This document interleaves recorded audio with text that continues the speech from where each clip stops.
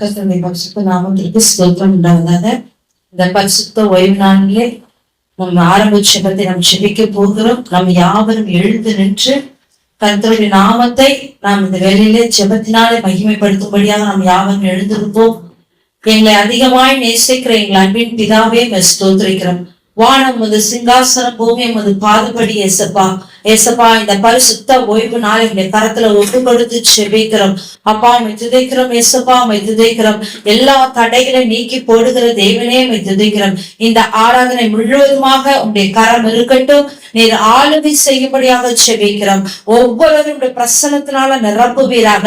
வந்தது வீணென்று இல்லாதபடிக்கு வருகிற பிள்ளைகள் ஆசீர்வாதத்தோடு கடந்து செல்லும்படியாக அப்பா உம்மை துதிக்கிறோம். அவருடைய பலவீனங்கள் மாற்றப்படும்படியாக ஏசப்பா, வியாதிகள் சுத்தரிக்கப்படும்படியாக இந்த ஓய்வு நாளிலே ஒவ்வொரு பிள்ளைகளுடைய பலவீனங்கள், வியாதிகள், எப்பாமை துதிக்கிற எல்லா கடன் பிரச்சனைகள்லாம் நீக்கி அப்பா விடுதலையோடு இந்த ஆராதனை கடந்து செல்ல கர்த்தர் கிருபை செய்வீராக.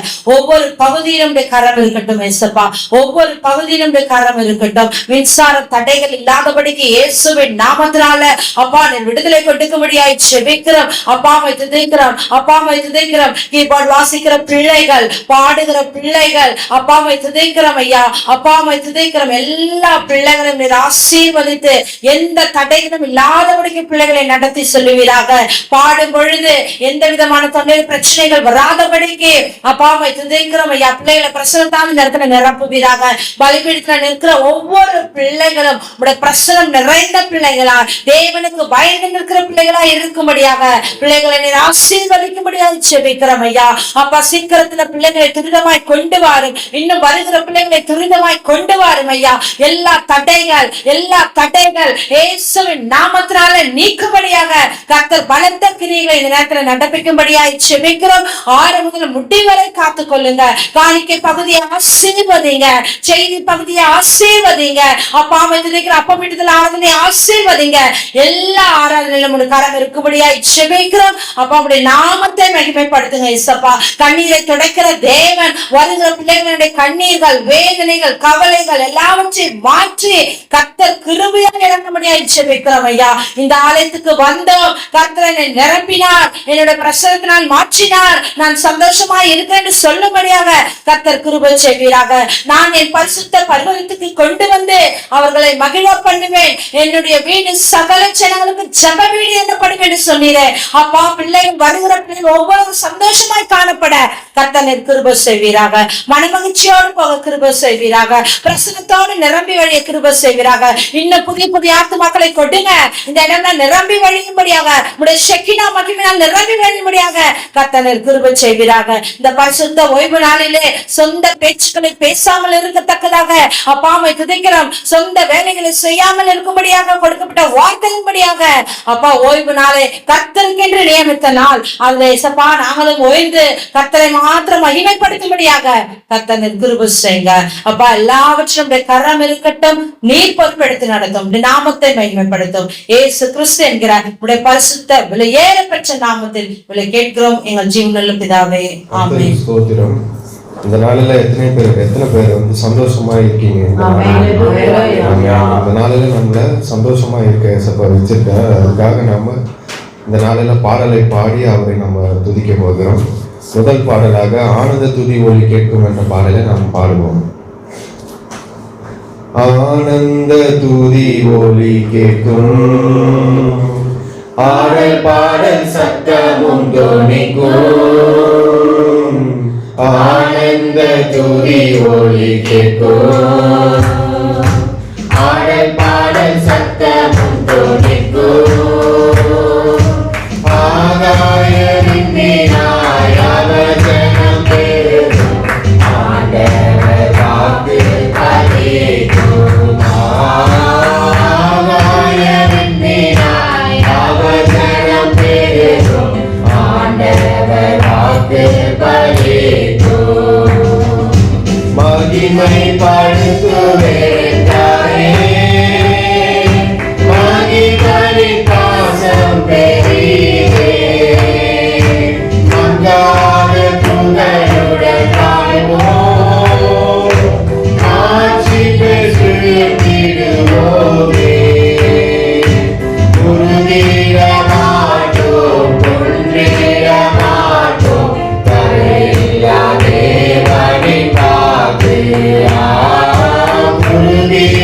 மாட்டோம், குன்றிட மாட்டோம். தடையில்லா தேவனை காத்து ஆனந்த துதி ஒலிக்கிறோம். ஆடல் பாடல் சத்தமும் கேட்கிறோம். ஆகாயத்தின் மேலாய் அவர் ஜனம் பெருகும். ஆண்டவர் காத்து பலிக்கும். ஆகாயத்தின் மேலாய் அவர் ஜனம் பெருகும். ஆண்டவர் காத்து பலிக்கும். விடுதலை முழங்கிடுவோமே, விண்ணினம் யாவும் அகலும். இரு கண்கள் சூழ்ந்திடும் வேளை, இரட்சகர் நீர் வருவாரே. நுகர்கள் முறிந்திடும், கட்டுகள் அறுந்திடும், விடுதலை திருவிழா காணும். நுகர்கள் முறிந்திடும், கட்டுகள் அறுந்திடும், விடுதலை திருவிழா காணும். ஆனந்த துதி ஒலிக்கிறோம். ஆடல் பாடல் சத்தமும் தொனிக்கிறோம். ஆகாயத்தின் மேலாய் அவர் ஜனம் பெருகும். ஆண்டவர் காத்து பலிக்கும். ஆகாயத்தின் மேலாய் அவர் ஜனம் பெருகும். ஆண்டவர் காத்து பலிக்கும். யாக்கோபை நடத்திடுவாரோ, யாக்கோபின் தேவன் துணையே. அவருக்கு வாழ்வை அழைப்போம். ஆண்டவர் நாமம் சுகிப்போம். பதறாத வாழ்வும் சிதறாத மனமும் பரிசாக தேவன் அருள்வார். பதறாத வாழ்வும் சிதறாத மனமும் பரிசாக தேவன் அருள்வார். ஆனந்த துதி ஒலிக்கிறோம். ஆடல் பாடல் சத்தமும் தொனிக்கிறோம். ஆகாயத்தின் மேலாய் அவர் ஜனம் பெருகும். ஆண்டவர் காத்து பலிக்கும்.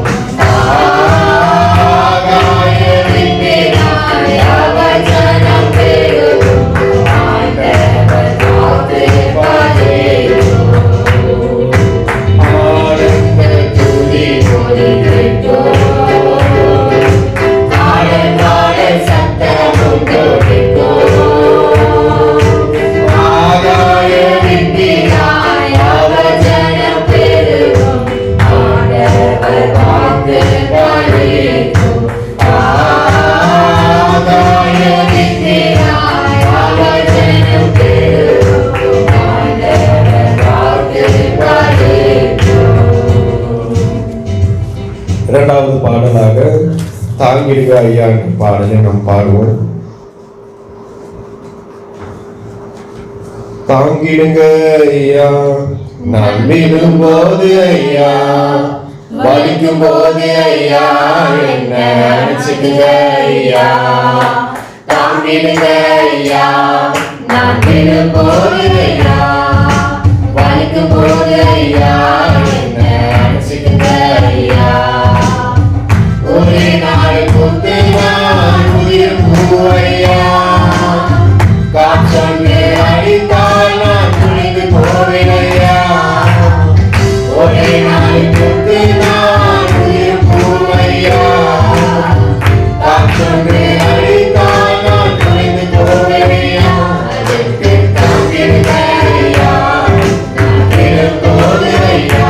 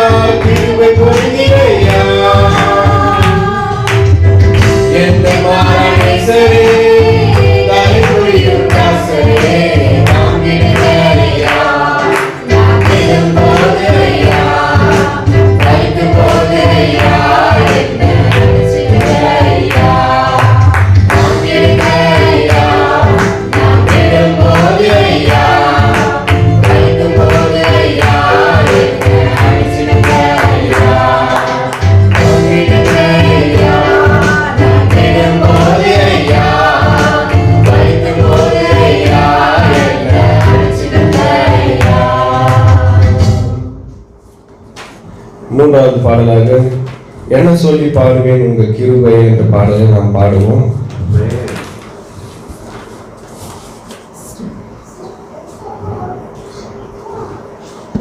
என்ன சொல்லி பாடுவேன் உங்க கிருபைய, விவரிக்க முடியாத கிருபைய. என்ன சொல்லி பாடுவேன் உங்க கிருபைய, விவரிக்க முடியாத கிருபைய. அதுதான் கிருபை, அதுதான் கிருபை. நான் நினைத்ததையும் உயர்த்தி வைத்ததே, அதுதான் கிருபை, அதுதான் கிருபை. என் ஜீவியத்தில் பாடலானதே, தள்ளப்பட்டோரை தன்னிடம் சேர்க்கும், தள்ளப்பட்டோரை தன்னிடம் சேர்க்கும். நம்பி வந்தோரை மனசார உயர்த்தும், நம்பி வந்தோரை மனசார உயர்த்தும். அதுதான் கிருபை, அதுதான் கிருபை. நான் நினைத்ததையும் உயர்த்தி வைத்ததே, அதுதான் கிருபை, அதுதான் கிருபை. என் ஜீவியத்தில் பாடலானதே, திரிந்து நின்றோரை கைபிடித்து நடத்தும், திரிந்து நின்றோரை கைபிடித்து நடத்தும். தகுந்து போனோரை தோள் மீது சுமக்கும், தகுந்து போனோரை தோள் மீது சுமக்கும். அதுதான் கிருபை, அதுதான் கிருபை. நான் நினைத்ததையும் உயர்த்தி வைத்ததே, அதுதான் கிருபை, அதுதான் கிருபை. என் ஜீவியத்தில் பாடலானதே, ஜீவனை காட்டிலும் பெரியதே, அறுவடை சிறந்ததே, எனக்கது இலவசமானதே, தேவ கிருபை. ஜீவனை காட்டிலும் பெரியதே, அறுவடை சிறந்ததே, எனக்கது இலவசமானதே, தேவ கிருபை. அவர்தான் கிருபை, அவரே கிருபை. என் இயேசு எங்கள் கிருபையானவரே, அவர்தான் கிருபை, அவரே கிருபை. என் இயேசு எங்கள் கிருபையானவரே. என்ன சொல்லி பாடுவேன் கிருபைய, விவரிக்க முடியாத கிருபைய. என்ன சொல்லி பாடுவேன் கிருபைய, விவரிக்க முடியாத கிருபைய. கிருபை, அதுதான் கிருபை. நான் நினைத்ததையும் உயர்த்தி வைத்ததே, அதுதான் கிருபை, அதுதான் கிருபை. என் ஜீவியத்தில் பாடலானதே. கர்த்தர் நல்லவர், அவர் கிருபை என்றும் உள்ளது. ஹல்லேலூயா, ஹல்லேலூயா. எல்லோரும் ஒரு மனதோடு தேவனை நோக்கி நாம் கொஞ்ச நேரம் ஆராதிப்போம். பரிசுத்தம் இல்லாமல் ஒருவனும் தேவனிடத்திலே தரிசிக்க முடியாது. நாம் பரிசுத்த சந்ததியாக இருப்போம். ஹல்லேலூயா. எந்த நினைவுகளும் இல்லாமல் கர்த்தரையே நோக்கி பார்ப்போம். ஹல்லேலூயா. அப்பா, எங்களை நிரப்புங்கப்பா, உடைய வல்லமையினாலே எங்களை நிரப்புங்கப்பா. அப்பா, நீர் பரிசுத்தமாய் இந்த உலகத்திலே வந்தீர். அப்பா, அதே பரிசுத்தத்திலே நாங்கள் வாழ என் தேவன் கிருபை பாராட்டும்படியாய் செபிக்கிறோம். ஹல்லேலூயா. நன்றி என்று சொல்லுகிறோம் நாதா, உள்ளத்தால் துதிக்கிறோம் நாதா. நன்றி என்று சொல்லுகிறோம் நாதா, உள்ளத்தாலே துதிக்கிறோம் நாதா. நன்றி இயேசு ராஜா, நன்றி இயேசு ராஜா, நன்றி இயேசுப்பா. மாத்திரம் பார்த்து சொல்லுவோமா? நன்றி இயேசு ராஜா, கடந்த நாளை காத்தீரே நன்றி ராஜா, கடந்த நாட்கள் காத்தீரே நன்றி ராஜா, புதிய நாளை தந்தீரே நன்றி ராஜா. எல்லோரும் கரங்களை தட்டி உற்சாகமாய் தந்தீரே நன்றி ராஜா, நன்றி என்று சொல்லுகிறோம் நாதா. நாவாலே துதிக்கிறோம் நாதா, உமக்கு நன்றி என்று சொல்லுகிறோம் நாதா. நாவாலே துதிக்கிறோம் நாதா, ஆபத்திலே காத்தீரே நன்றி ராஜா. ஆபத்திலே காத்தீரே நன்றி ராஜா, அதிசயம் செய்தீரே நன்றி ராஜா, அதிசயம் செய்தீரே நன்றி ராஜா, நன்றி என்று சொல்லுகிறோம் நாதா. எல்லாரும் தேவனை பார்க்கிறோம் நாதா, நன்றி என்று சொல்லுகிறோம் நாதா. நாளே துதிக்கிறோம் நாதா, நன்றி இயேசு ராஜா, நன்றி இயேசு ராஜா, உமக்கு நன்றி இயேசு ராஜா,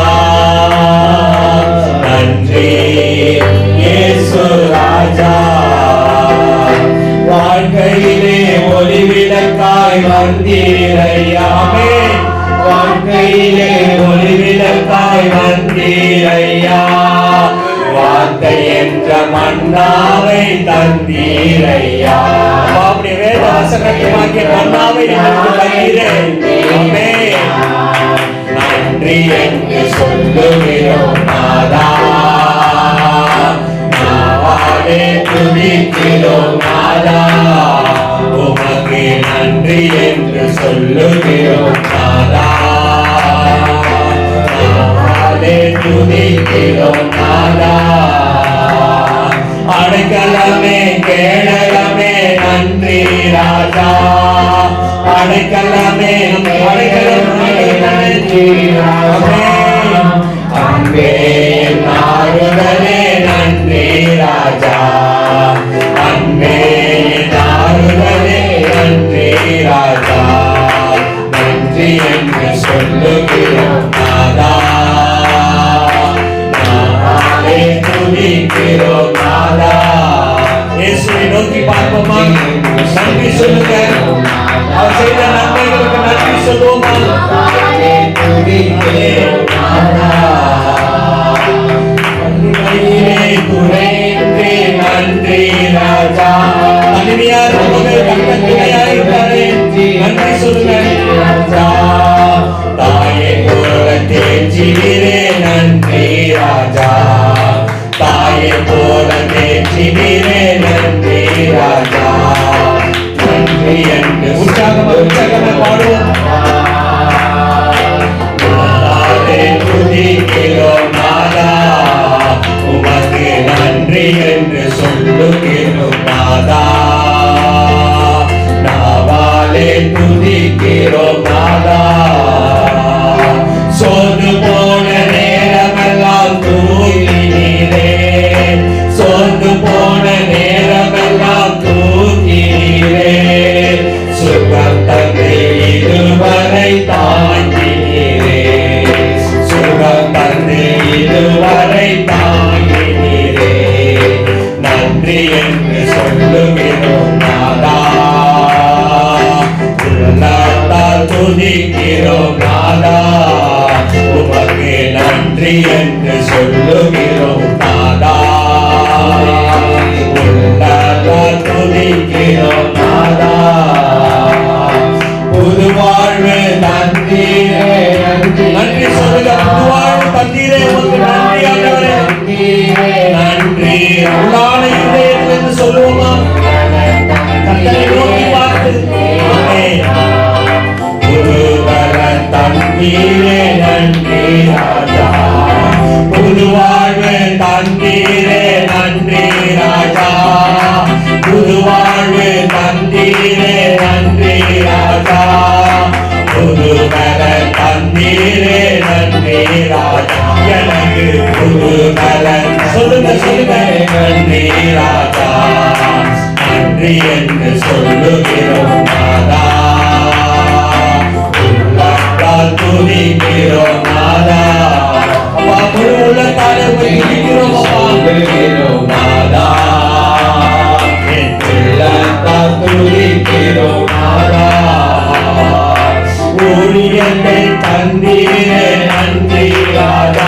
ஊழியத்தை தந்தீரே நன்றி சொல்லுவோமா? நன்றி ராஜா. ஊழியத்தை தந்திருக்கிறார் நன்றி சொல்லுவோம். நன்றி ராஜா. ஊழியத்தை தந்தீரே நன்றி ராஜா. ஊழியத்தை தந்தீரே நன்றி ராஜா. உடனிருந்து நடந்தீரே நன்றி ராஜா. நீங்க காலம் முழுவதும் உடனிருந்து ஊழியத்தை நடந்தீரே நன்றி ராஜா. ஊழியத்தை தந்தீரே நன்றி ராஜா. இதயத்திலிருந்து சொல்லுவோமா? கர்த்தர் நம் மீது ஒரு பொறுப்பை கொடுத்திருக்கிறார். உடனிருந்து நடந்தீரே நன்றி. பாரதிய பாரதிய கொடுத்திருக்கிறார்கள். உடனே சொல்லுவோமா? ஊழியத்தை தந்தீரே நன்றி ராஜா. ஊழியத்தை தந்தீரே நன்றி ராஜா. உடனிருந்து நடந்தீரே நன்றி ராஜா. உடனிருந்து நடந்தீரே நன்றி ராஜா. நன்றி என்று சொல்லுகிறோம் நாதா. உற்சாகமா உற்சாகமா உள்ளத்தால் துதிக்கிறோம் நாதா. உமக்கு நன்றி என்று சொல்லுகிறோம் நாதா. உள்ளத்தால் துதிக்கிறோம் நாதா. உமக்கு நன்றி என்று சொல்லுகிறோம் நாதா. உள்ளத்தால் துதிக்கிறோம் நாதா. உமக்கு நன்றி என்று சொல்லுகிறோம் நாதா. உள்ளத்தால் துதிக்கிறோம் நாதா. உமக்கு நன்றி என்று சொல்லுகிறோம் நாதா. நன்றியுள்ள இதயத்தோடு கர்த்தரை மாத்திரம் பார்த்து இயேசுவா செய்த நன்மைகளுக்காக ஹல்லேலூயா. Thank you Jesus. உள்ளத்தால் துதிக்கிறோம் நாதா. Hallelujah. Thank you Jesus. நீ செய்த நன்மைகள் ஏராளம் அப்பா. அப்பா thank you Lord. Thank you Jesus. இயேசுவா உமக்கு நன்றி செலுத்துகிறோம். உள்ளான இருதயத்திலிருந்து கர்த்தருக்கு நன்றி செலுத்துகிறோம். Hallelujah. Hallelujah. வாரும் தூய ஆவியே உம் பிரசன்னத்தை வாஞ்சிக்கிறோம். உம் வல்லமாய் என்னை நிறைத்து நீராளுகை செய்யும்.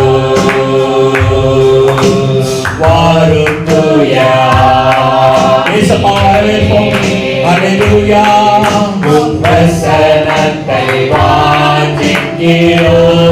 எவ்வளவு நல்லவர். உம் வல்லமாயா அப்பா வல்லமையினால நிரப்புங்கப்பா. அபிஷேகத்தினால நிரப்புங்கப்பா. வெறுமையாய் போகக்கூடாது ஆண்டவரே. ஹல்லேலூயா. உம்மிலே நிரப்பப்பட்டவர்களாய் போகணும் ஆண்டவரே. நடத்துங்க ராஜா. இறங்கி வாருங்கப்பா. உம்முடைய அபிஷேகத்தினாலே நாமே நிரப்புங்கப்பா. பிரசன்னத்தை வாஞ்சிக்கிறோம் அப்பா. அப்பா மாங்கள்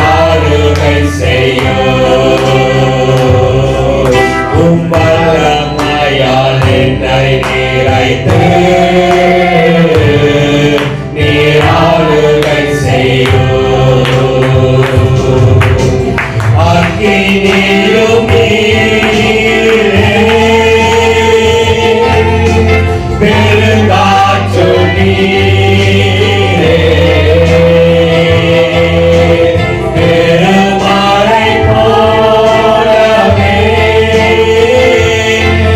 உமாவியை அக்கினியும் அக்கினியாயப்பா வல்லமையாய் நிரப்புங்கப்பா பெருநாசம் நீ விசுங்கப்பா பெருமாச்சை விசுங்கப்பா பெருமழை போலவே ஆவியை ஊற்றுங்கப்பா பெருமழை போல ஆவியை ஊற்றுங்க ஆண்டவரே ஆளுக்குரிய ஆவியை வரவேற்கிறோம் பிரசன்னத்தை வாஞ்சிக்கிறோம்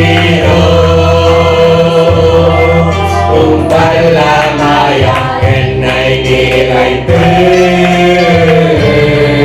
நீராளுகை செய்யும் வாழும் தூய ஆவியே நிரப்புங்கப்பா உம் பிரசன்னத்தை வாஞ்சிக்கிறோம் அன்றைக்கு கேள்விக்காரர்களே அப்பா வல்லமையாய் நீ நிரப்பது போல இன்றைக்கு இந்த கூடாரத்தில் இருக்கிறவர்களே அப்பா நீ வல்லமையாய் நிரப்புங்கப்பா நீ அபிஷேகத்தினால நிரப்புங்கப்பா அப்பா ஜீவ தண்ணீரால நிரப்புங்கப்பா அப்பா நீ தாகத்திற்கு நீர் ஊற்று ஆண்டவரே அப்பா தாகத்தோடு வந்திருக்கிறவர்களே அப்பா உடைய ஆவியினாலே அபிஷேகத்தினாலே நிரப்புங்கப்பா அப்பா உடைய வார்த்தையினாலே நிரப்புங்கப்பா ஆளுகை செய்யும் ஜீவன் தண்ணீரே காலம் தீர்த்து மூச்சு ஆலோசனை கொடுத்து நடத்துகிறவரே உம்மை துதிக்கிறோம் நீர் ஆளுகை செய்யும் எங்களை நீர் ஆளுகை செய்யும் அப்பா வாரும் தூய ஆவியே உம் பிரசன்னத்தை வாஞ்சிக்கிறோம் உம் வல்லமையால் என்னை நிறைத்து நீராளுகை செய்யும் வாரும் தூய ஆவியே உம் பிரசன்னத்தை வாஞ்சிக்கிறோம் உம் வல்லமையால் என்னை நிறைத்து நீராளுகை செய்யும் பரிசுத்தரே எங்களை வல்லமையால் என்னை நிறைத்து நீராளுகை செய்யும் வல்லமையால் என்னை நிறைத்து நீராளுகை செய்யும் வல்லமையால் என்னை நிறைத்து பிரசன்னமானவரே ஆமென் நிரப்புங்கப்பா என்னை நிறைத்து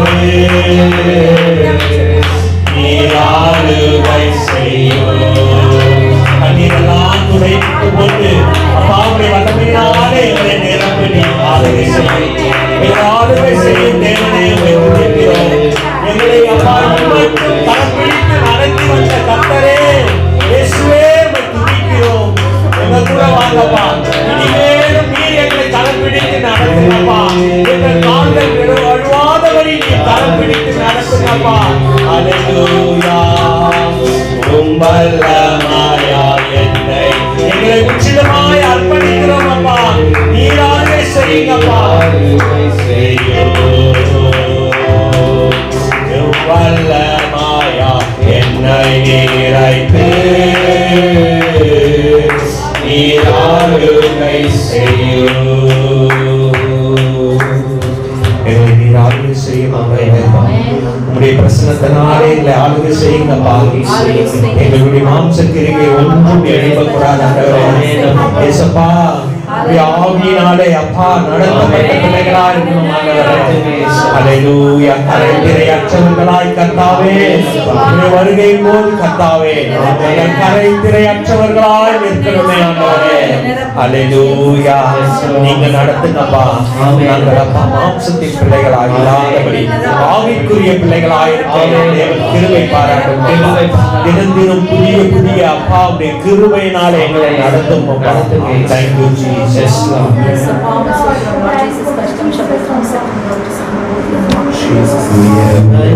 உம் கையில் களிமண்ணா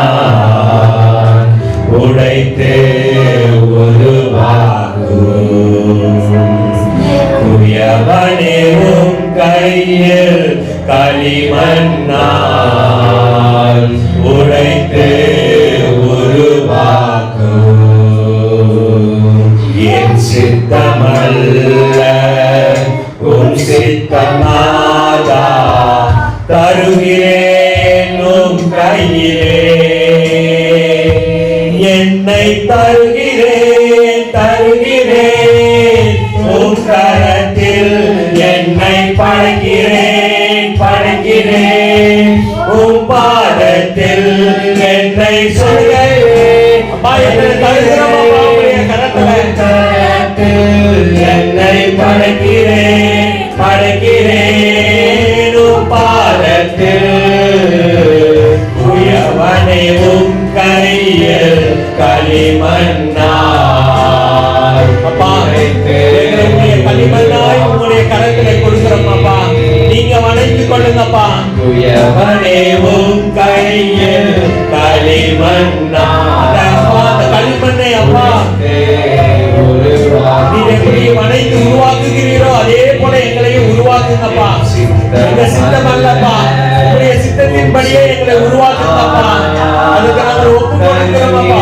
ஒப்பு கொடுக்கிறோம் சொல்லுங்க. இருதயத்தை கரம் வைத்து கர்த்தரிடத்திலே ஒப்பு கொடுங்க. என் சித்தம் அல்ல உம் சித்தம் நாதா தருகிறேன் உம் கையிலே என்னை தருகிறேன் உம் கரத்தில் என்னை படைக்கிறேன் உம் பாதத்தில் என்னை தருகிறேன் உம் கரத்தில் என்னை படைக்கிறேன் உம் பாதத்தில் என்னை தருகிறேன் உம் கரத்தில் என்னை படைக்கிறேன் உம் பாதத்தில் உயவனே உம் கையில் களிமண்ணாய் உடைத்து உருவாக்கும் உயவனே உம் கையில் களிமண்ணாய் உடைத்து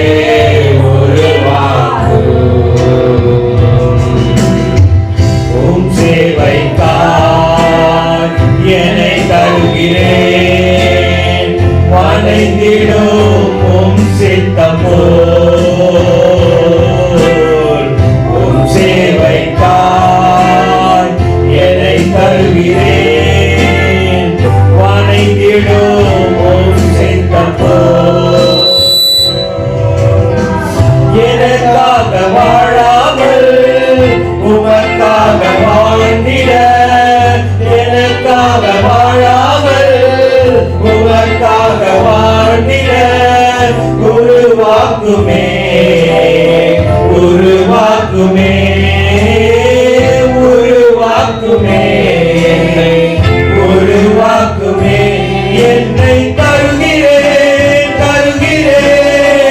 உம் கரத்தில் என்னை படைக்கிறேன் உம் பாதத்தில் என்னை தருகிறேன் உம் கரத்தில் என்னை படைக்கிறேன்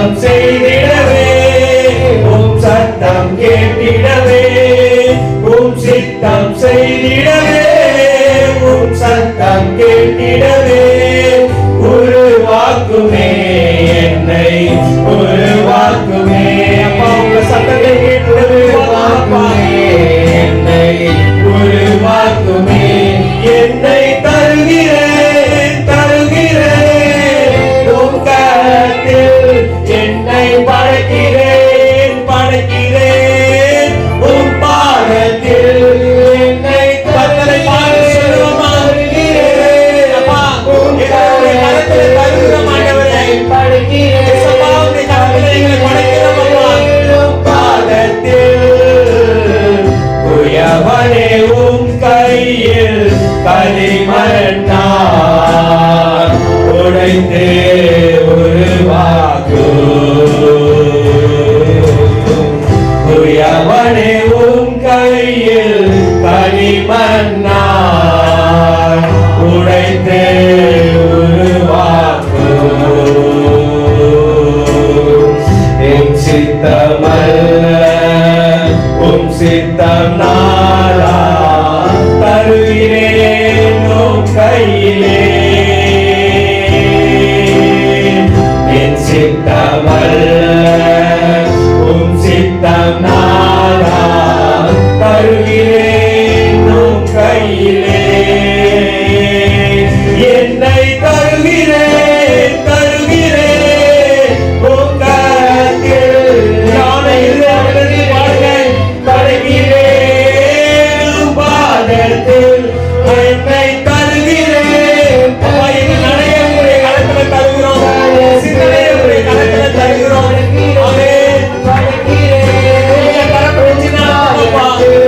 என்னை தருகிறேன் எங்கள் பாதைகளை உடைய கரத்தில் தருகிறோம் கரத்தினால செய்கிற கிரியைகளை உடைய கரத்தில் தருகிறோம் அவை முழுவதுமாக கரத்தில் தருகிறோம்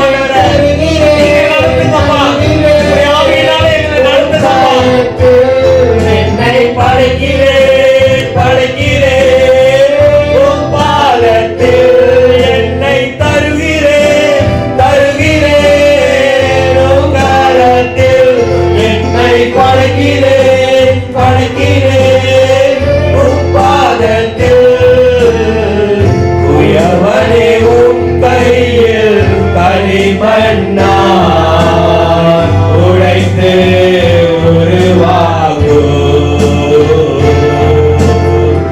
உயவனே உம் கையில் களிமண்ணால் உடைத்து உருவாகு உம் வருகை உம்மோடு நான் வாழ்ந்திட என்னை மாற்றுவே உம் வருகையிலே உம்மோடு நான் வாழ்ந்திட என்னை மாற்றுவே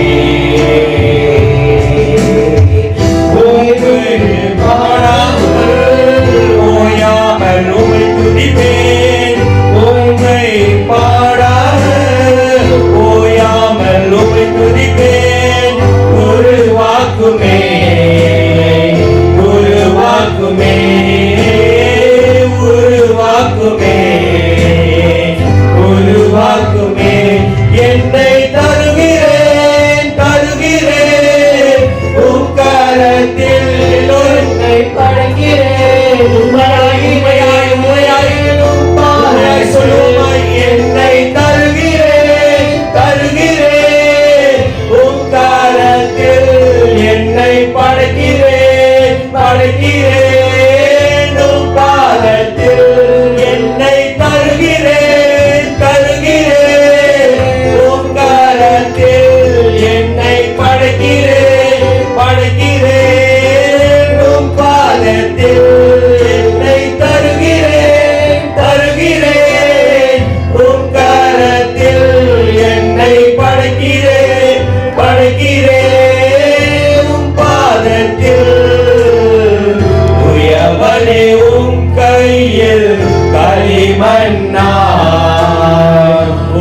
உடைத்து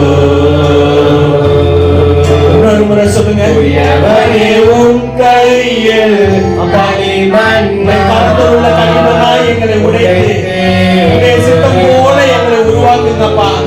உடைய சித்தத்துக்கு நாங்க எங்களை ஒப்பு கொடுக்கிறோம் ஆண்டவரே. ஏசப்பா உடைய சித்தத்துக்கு எங்களை நடத்துங்கப்பா. சித்தமான வழியில எங்களை நடத்துங்கப்பா. உம் கையிலே என் சித்தமல்ல உம் சித்தம் நாதா தருகிறேன் உம் கையிலே என்னை தருகிறேன் தருகிறேன் உம் கரத்தில் என்னை படைக்கிறேன் படைக்கிறேன் எங்களை படைக்கிறோம் ஆண்டவரே.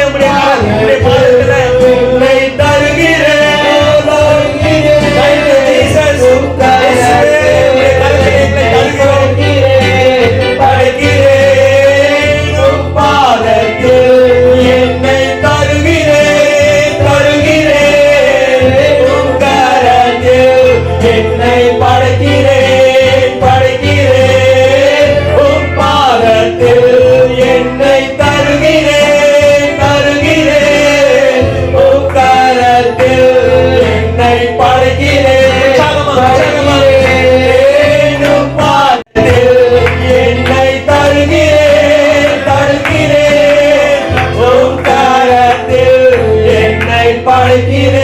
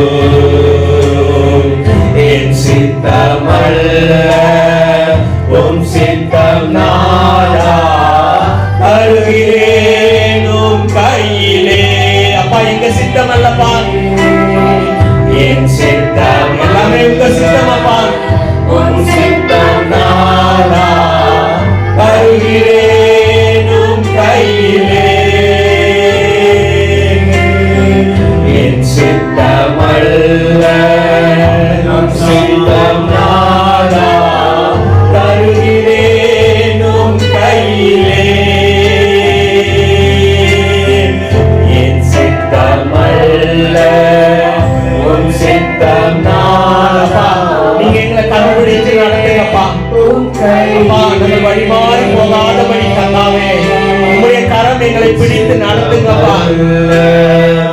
உம் சித்தம் நாதா எங்க உள்ளத்தை உடைத்து சொல்லுகிறோம் அப்பா. உம்முடைய பாதத்தில் வைத்து சொல்லுகிறோம் ஆண்டவரே.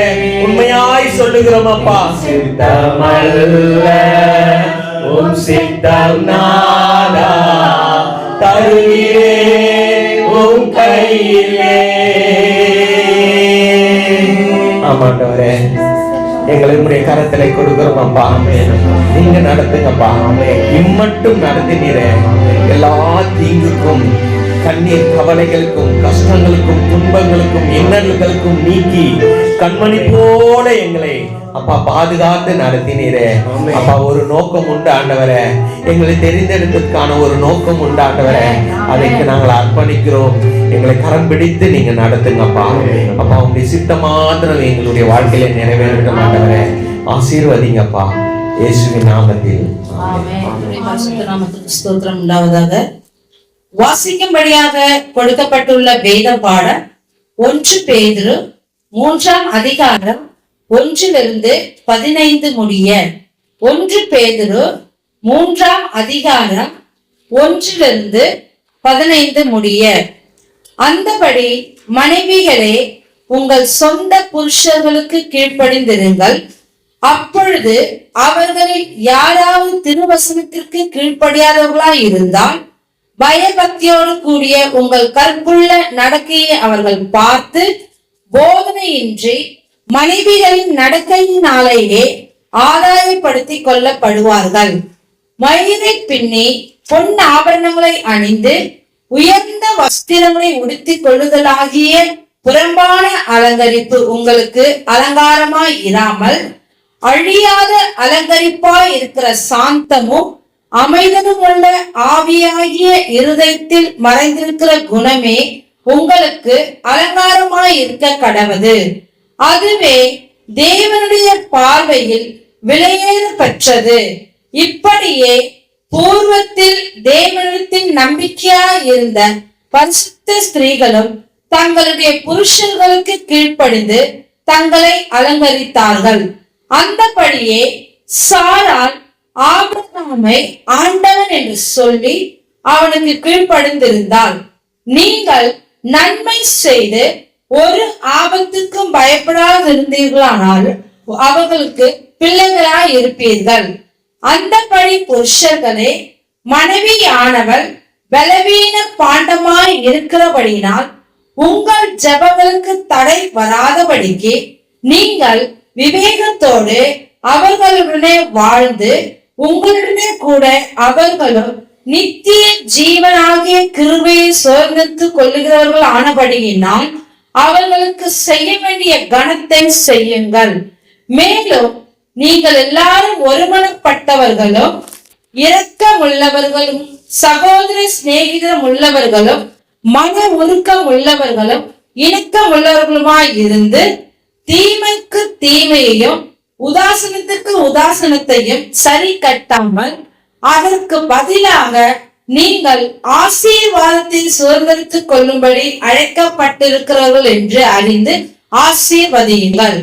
ஜீவனை விரும்பி நல்ல நாட்களை காண வேண்டும் என்று இருக்கிறவன் பொல்லாப்புக்கு தன் நாவையும் கவனத்துக்கு தன் உதடுகளையும் விலக்கி காத்து பொல்லாப்பை விட்டு நீங்கி நன்மை செய்து சமாதானத்தை தேடி அதை பின்தொடர கடவன். கர்த்தருடைய கண்கள் நீதிமான்கள் மேல் நோக்கமாய் இருக்கிறது. அவருடைய செவிகள் அவர்கள் வேண்டுதலுக்கு கவனமாய் இருக்கிறது. தீமை செய்கிறவர்களுக்கோ கர்த்தருடைய முகம் விரோதமாய் இருக்கிறது. நீங்கள் நன்மையை பின்பற்றுகிறவர்களானால் உங்களுக்கு தீமை செய்கிறவன் யார்? நீதியின் நிமித்தமாக நீங்கள் பாடுபட்டால் பாக்கியவான்களாய் இருப்பீர்கள். அவர்களுடைய பயமுறுத்தலுக்கு நீங்கள் பயப்படாமலும் கலங்காமலும் இருந்து கர்த்தராகிய தேவனை உங்கள் இருதயங்களில் பரிசுத்தம் பண்ணுங்கள். உங்களில் இருக்கிற நம்பிக்கையை குறித்து உங்களிடத்தில் விசாரித்து கேட்கிற யாவருக்கும் சாந்தத்தோடும் வணக்கத்தோடும் உத்தரவு சொல்ல எப்பொழுதும் ஆயத்தமாய் இருங்கள். ஆமென், ஆமென். நாமம் மகிமைப்படுவதாக. காணிக்கை பாடலை பாடுவோம். கர்த்தர் நாமத்தை மகிமைப்படுத்துவோம். காலடி தெரியாமல் போனாலும் கர்த்தர் என் முன்னே உண்டு. காலடி தெரியாமல் போனாலும் கர்த்தர் என் முன்னே உண்டு. சமுத்திரம் ஒதுக்கி வழி காட்டுவார். நம்பி நான் முன் செல்லுவேன். சமுத்திரம் ஒதுக்கி வழி காட்டுவார். நம்பி நான் முன் செல்லுவேன். இயேசுவை நம்புவேன். நாளெல்லாம் நான் பின்பற்றுவேன். என்னை அவரிடம் ஒப்படைத்தேன். வெட்கப்பட்டு போக மாட்டேன். இயேசுவை நம்புவேன். நான்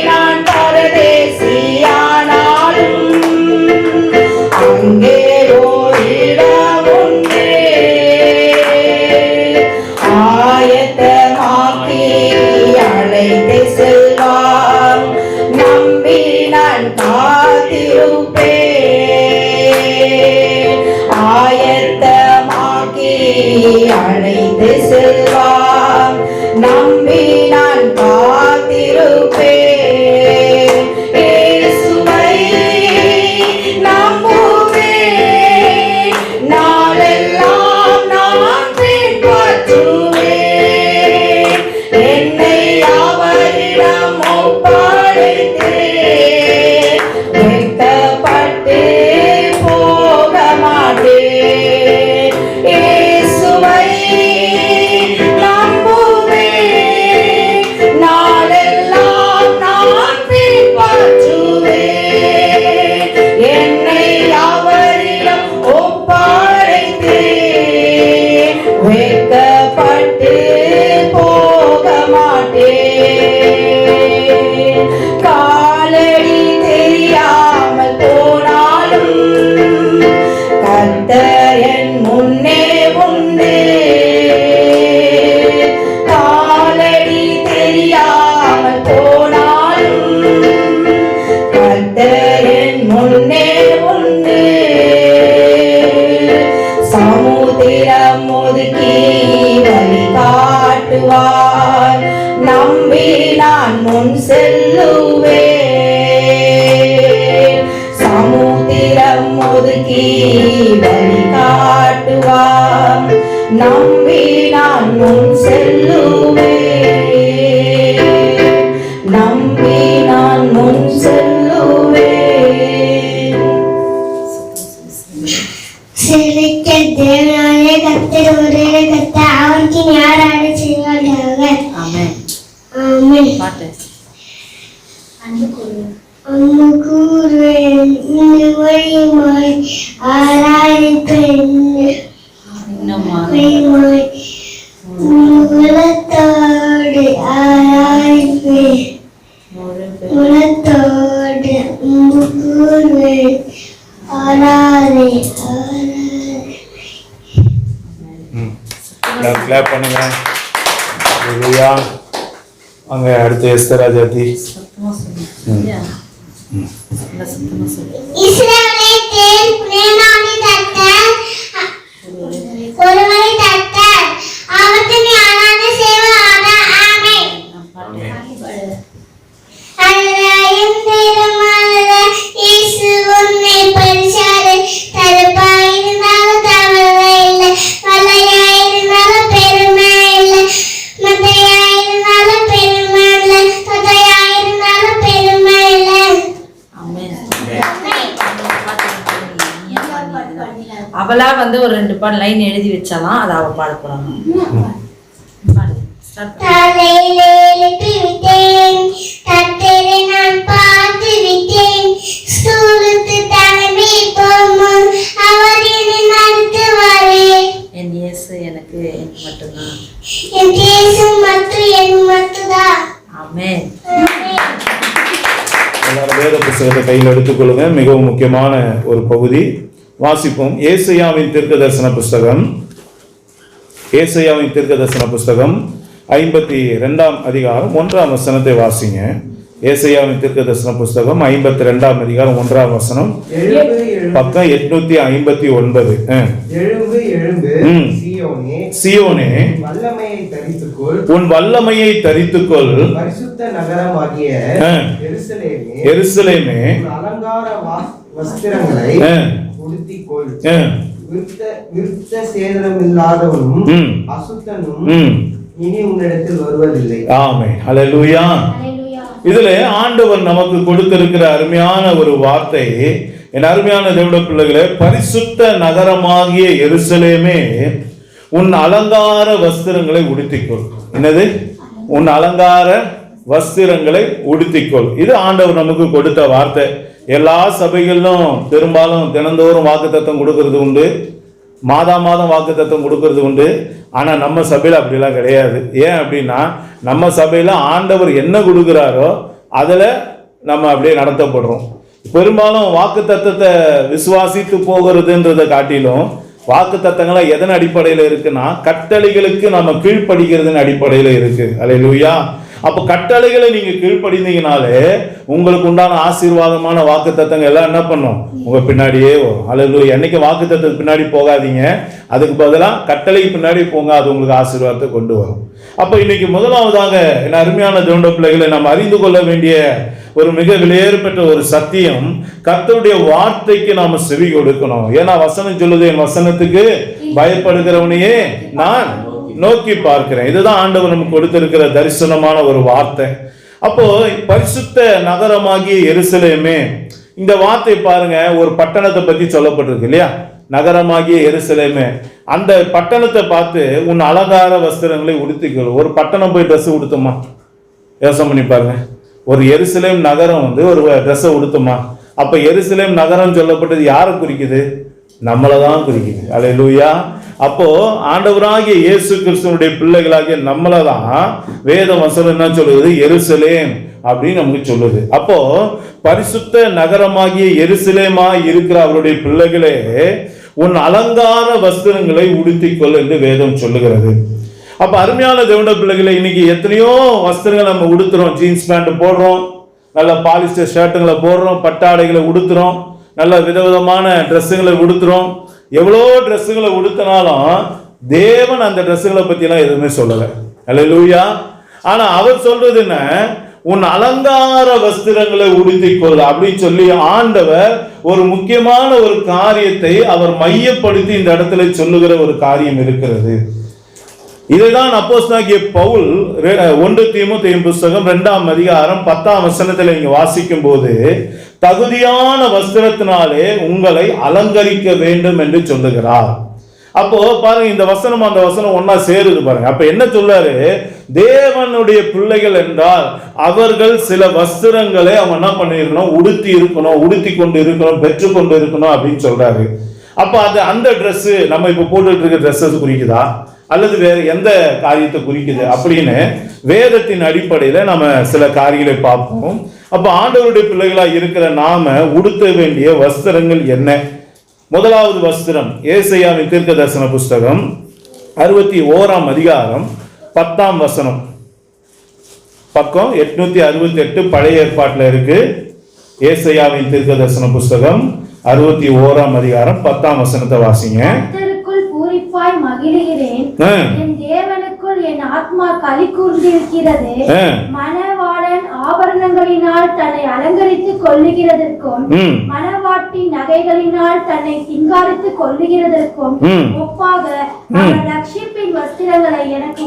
அவர் ரட்சிப்பின் வஸ்திரங்களை எனக்கு உடுத்தி நீதியின் சால்வையை எனக்கு தரித்தார். அப்போ அருமையான தேவனுடைய பிள்ளைகளே, இன்னைக்கு ஆண்டவருடைய பிள்ளைகளா இருக்கிற நாம முதலாவது உடுத்த வேண்டிய மிக முக்கியமான வஸ்திரம் என்றா அது வசனம் சொல்லுது பாருங்க, ரட்சிப்பின் வஸ்திரத்தை குறித்து சொல்லப்பட்டு இருக்கிறது. இந்த ரட்சிப்பின் வஸ்திரம் அப்படின்றது, இந்த வஸ்திரம்லாம் உங்க கண்ணுக்கு தெரியாது. இது என்னது? ஆவிக்குரிய வஸ்திரங்க. அல்லேலூயா. நம்ம உடுத்துற பூமிக்குரிய வஸ்திரங்க தான் உங்க கண்ணுக்கு தெரியும். எல்லோ கலர்ல இருக்கு, ரெட் கலர்ல இருக்கு, கிரீன் கலர்ல இருக்கு அப்படின்னு நம்ம சொல்றோம் இல்லையா? அப்ப நிறைய வெரைட்டிஸ் இருக்கு. காட்டன்ன்றோம், செமி காட்டன்றோம், மிக்சடுன்றோம், என்னென்னமோ வெரைட்டிலாம் சொல்றோம். ஆனா ஆண்டவர் சொல்லுகிற வஸ்திரம்லாம் இந்த உலக பிரகாரமான காரியத்துக்கு உரியது அல்ல. அது ஆவிக்குரிய காரியங்களா இருக்கிறது. அது பரிசுத்தத்துக்குரிய காரியமா இருக்கிறது. அது தேவனுடைய வரப்போகிற அந்த ரட்சிப்பில, அதாவது எடுத்துக்கொள்ளப்படுவதிலே நம்ம எடுத்துக்கொள்ளப்பட்டு நித்திய காலமாக தேவனோடு இருக்கும்போது நமக்குள்ளே காணப்பட போகிற வஸ்திரங்களை அவர் என்ன பண்றாரு? இப்பவே நமக்கு கொடுத்து அழகு பார்க்கிறாரு. அல்லேலூயா. இந்த பூமியில வாழ்கிற நாட்களில தான் நாம இதெல்லாம் பெற்றுக்கொள்ள முடியும். அங்க போனோம்னு அவர் கொடுப்பாரு நீங்க நினைச்சிடாதீங்க. அவர் என்ன பண்றாரு? இங்கேயே எல்லாத்தையும் கொடுக்குறாரு. யார் யாருக்கு என்னென்ன கொடுக்கணும்ன்றத இங்கேயே கொடுக்குறாரு. இங்கேயே செலக்ஷன் லிஸ்ட் எல்லாம் நடக்குது. எப்படி நம்ம ஒரு காலேஜுக்கு அப்ளை பண்ணும்போது அவங்க என்ன பண்றாங்க? அப்ளிகேஷன்லாம் கொடுக்குறாங்க. அந்த அப்ளிகேஷன் ஃபில் பண்ணி கொடுத்தவங்கள அதில் கரெக்டாக ஃபில் பண்ணவங்க எல்லாத்தையும் செலக்ட் பண்ணுறாங்க. அதுக்கு ஒரு ரேங்க் லிஸ்ட் வைக்கிறாங்க. ஃபர்ஸ்ட் செலக்ட் பண்ணவங்களுக்கு பெரிய குரூப், நல்ல குரூப்புகளை கொடுக்குறாங்க. அப்புறம் மாடரேட்டு, அப்புறம் லோ அப்படின்னு கொடுக்குறாங்க. சில பேர் ஒதுக்குறாங்க, ரிஜெக்ட் பண்றாங்க. இது மாதிரி காரியம்லாம் இருக்கு. அப்ப நல்லா பாருங்க, உலக பிரகாரமான ஒரு காரியமே உங்களை செலக்ஷன் அண்ட் ரிஜெக்ஷன் இருக்கும்போது ஆவிக்குரிய காரியத்துல இல்லாம இருக்குமா? இதெல்லாம் எங்க இருந்து தொடங்குது? எல்லாமே ஆவிக்குரிய வாழ்க்கையில இருந்தா தொடங்குது.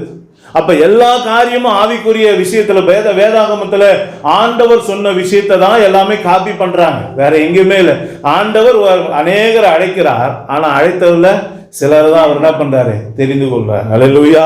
அப்ப அழைக்கப்பட்டவர்கள் அநேகர், தெரிந்து கொள்ளப்பட்டவர்களோ சிலர் என்று வசனம் சொல்லுகிறது. அப்ப நல்லா கவனிக்கணும்.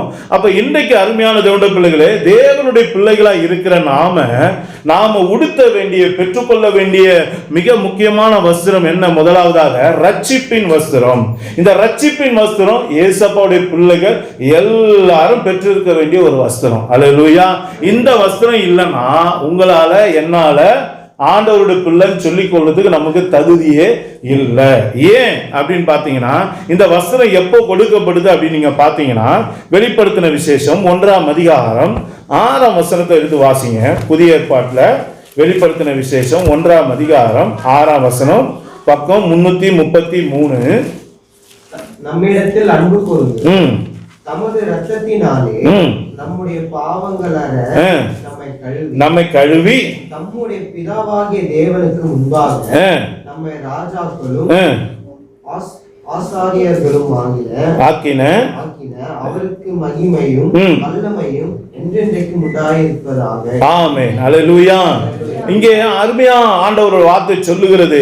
யார் ஒருவர் இந்த ரட்சிப்பின் வஸ்திரத்தை பெற்றுக்கொள்ள முடியும்னா, யார் ஒருவர் பாவ மன்னிப்பு கண்டு கர்த்தராகிய இயேசு கிறிஸ்துவின் நாமத்தினாலே ஞானஸ்நானம் பெற்றுக்கொள்ளுகிறார்களோ அவர்களை பார்த்துதான் வேதம் சொல்லுகிறது, இவர்கள் தான் பாவங்களற கழுவப்பட்டவர்கள், இயேசுவின் இரத்தத்தினால கழுவப்பட்டவர்கள்.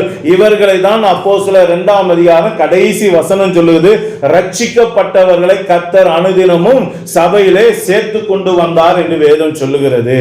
அப்ப அருமையான தேவனுடைய பிள்ளைகளே, இன்னைக்கு இயேசுவின் இரத்தத்தால கழுவப்பட்ட ஒரு அனுபவத்துக்குள்ள கடந்து வந்தவர்களுக்கு தான் இந்த ரட்சிப்பின் வஸ்திரம் கொடுக்கப்படுகிறது. அப்ப இது முதலாவதும் பிரதானமான ஒரு வஸ்திரமாக இருக்கிறது. அப்ப இன்னைக்கு என்னுடைய வாழ்க்கையில நான் இந்த ரட்சிப்பின் வஸ்திரத்தை பெற்று இருக்கிறேனா அப்படின்னு நம்ம உயிர்த்து ஆராய்ந்து பார்க்கணும். அந்த ரட்சிப்பின் வஸ்திரம் எப்ப கொடுக்கப்படுது?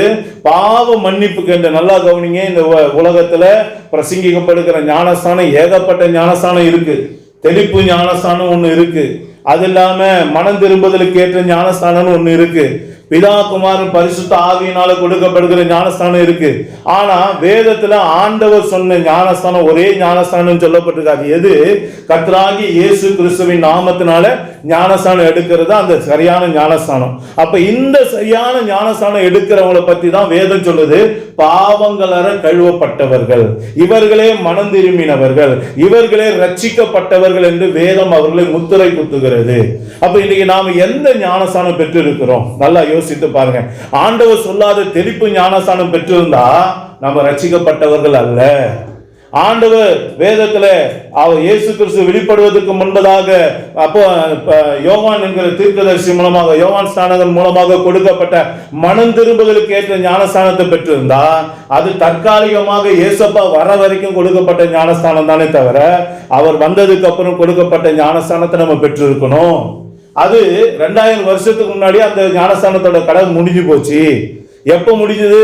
ஏசப்பா என்னைக்கு சிலுவையில் அறையப்பட்டாரோ, என்னைக்கு 40ஆம் நாளான பெந்தெகோஸ்தே நாளிலே பேதுரு எழும்பி முதல் பிரசங்கத்தை கொடுத்து 3000 பேருக்கு ஞானஸ்தானம் கொடுத்தாரோ, அந்த முதல் ஞானஸ்தானத்துக்கு போது யோவான் கொடுத்த ஞானஸ்தானத்துக்கு முற்றுப்புள்ளி வந்தாச்சு.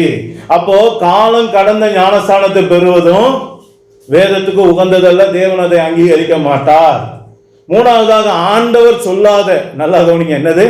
ஆண்டவர் சொல்லாத பிதா குமாரன் பரிசுத்த ஆவியின் நாமத்துல ஞானஸ்தானம் எடுக்கிறதும் வேதம் ஆண்டவர் சொல்லாத ஞானஸ்தானம், அது அங்கீகரிக்கப்படாத ஒரு ஞானஸ்தானம். நம்ம நினைக்கலாம், ஐயா பைபிள்ல போட்டிருக்கு, மத்தேயு 28:19 போட்டிருக்கு, அது எப்படி நீங்க இல்லைன்னு சொல்லுவீங்க அப்படின்னு நீங்க நினைக்கலாம். நான் ஏற்கனவே சொன்னேன். என்ன சொன்னேன்? வேதத்தை திருத்துறாங்க, வேதத்தை நிறைய விஷயங்களை எடுக்கிறாங்க, நிறைய விஷயங்களை சேர்க்கிறாங்க. தீர்க்க தரிசனமாக தானியேல் ஒரு காரியத்தை சொன்னார். எத்தனை பேர் தானியேல் புஸ்தகத்தை வாசிங்க? அதுல ஒரு காரியத்தை சொல்ல, அந்தி கிறிஸ்துவோட ஆட்சி வர்றதுக்கு முன்னாடி, நல்லா கவனிங்க, அந்தி கிறிஸ்துவனோட ஆட்சி வர்றதுக்கு முன்னாடி அவன் ஒரு காரியத்தை செய்வான். அவன் என்ன சொல்லுவான்? நாட்களையும் நேரங்களையும் மாத்துவான்னு சொல்ல, காலங்களை மாத்துவான்னு சொல்லி ஒரு தீர்க்க தரிசனம் சொல்லப்பட்டிருக்கு. அதே தீர்க்க தரிசனத்தினுடைய 2வது பாதினா அவன் பிரமாணங்களையும் மாற்றுவான் என்று சொல்லப்பட்டது.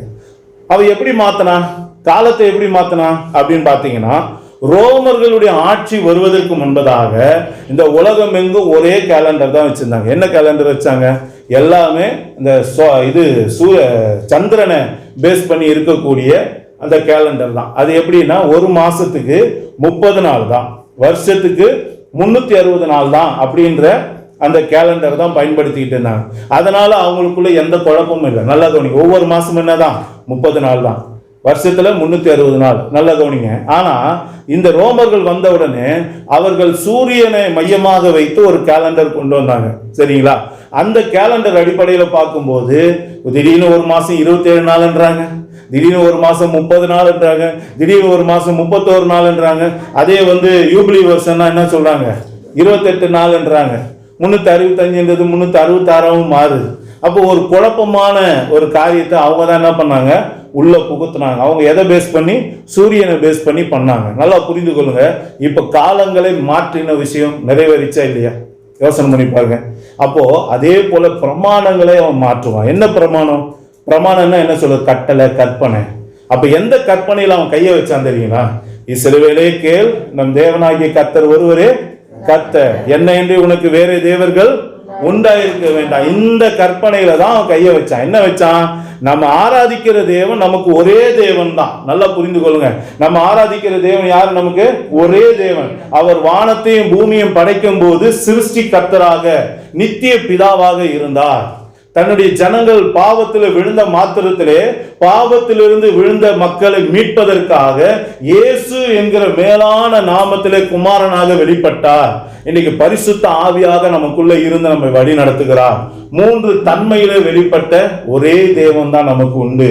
அந்த ஒரே தேவன் என்கிற சத்தியத்தை ஆண்டவர் ஆதியிலிருந்தே நமக்கு போட்டுக்கிட்டே வராரு. என்ன சொல்றாரு? இஸ்ரவேலே கேள், நம்முடைய தேவனாகிய கர்த்தர் ஒருவரே கர்த்தர். அங்கேயே சொல்லிட்டார். நல்லா கவனிங்க, ஒரே கர்த்தர் நமக்கு. அது மாத்திரம் இல்ல, வானங்களை ஒருவராய் விரித்தவரை துதியுங்கள் அப்படின்னு தான் சொல்லப்பட்டிருக்கு. நான் ஒருவராய் ஆலையை மிதித்தேன் அப்படின்னு சொல்லப்பட்டிருக்கு. அப்ப நல்லா பாருங்க, அவர் ஒரே தேவன். ஆனா இந்த அந்தி கிறிஸ்து என்ன பண்ணான்னு தெரியுங்களா? அந்தி கிறிஸ்துவோட ஆட்சியான அந்த ரோம ஆட்சி தேசத்துக்குள்ள வரும்போது, உலகத்துக்குள்ள வரும்போது, அவன் ஒரே தேவன்ற சத்தியத்தை 3 தேவன்ற சத்தியமா மாத்தினான். அல்லேலூயா. ஒரே தேவன்ற சத்தியத்தை என்ன பண்ணா 3 தேவன் மாத்தணும். எங்க மாத்தனா? அங்கதான் நீங்க பார்க்கணும். மத்திய 28:19 ஆண்டவர் ஒழுங்கா சொன்ன வார்த்தை என்னன்னா, நீங்கள் புறப்பட்டு போய் சகல ஜனங்களை சீஷராக்கி, இவ்வளவுதான் ஆண்டவர் சொன்னார். ஆனா மீதி இருக்கிற வார்த்தைலாம் யார் கொண்டு வந்ததுன்னா, ரோமன் கத்தோலிக்கர்கள் இந்த வசனத்தை உள்ள புகுத்துனாங்கன்னு அவங்களுடைய ஆத்தரைஸ்டு வெப்சைட்லயே போட்டிருக்காங்க. அவங்க எதெல்லாம் திருத்தினாங்கன்னு ஒரு பெரிய பட்டியலே இருக்கு. அதுல மிகவும் பிரதானமான ஒரு காரியம் எதுனா இது. அப்போ பிதா குமாரன் பரிசுத்த ஆவி நாமத்தினால ஞானஸ்நானம் கொடுக்க சொல்லி ஏசப்பா சொல்லவே இல்லை. அவர் சொன்னது என்ன? நீங்கள் புறப்பட்டு போய் சகல ஜாதிகளையும் சீஷராக்குங்க அப்படின்னு தான் சொன்னார். ஆனா மீதி இருக்கிற வார்த்தையெல்லாம் சேர்த்தது யாரு?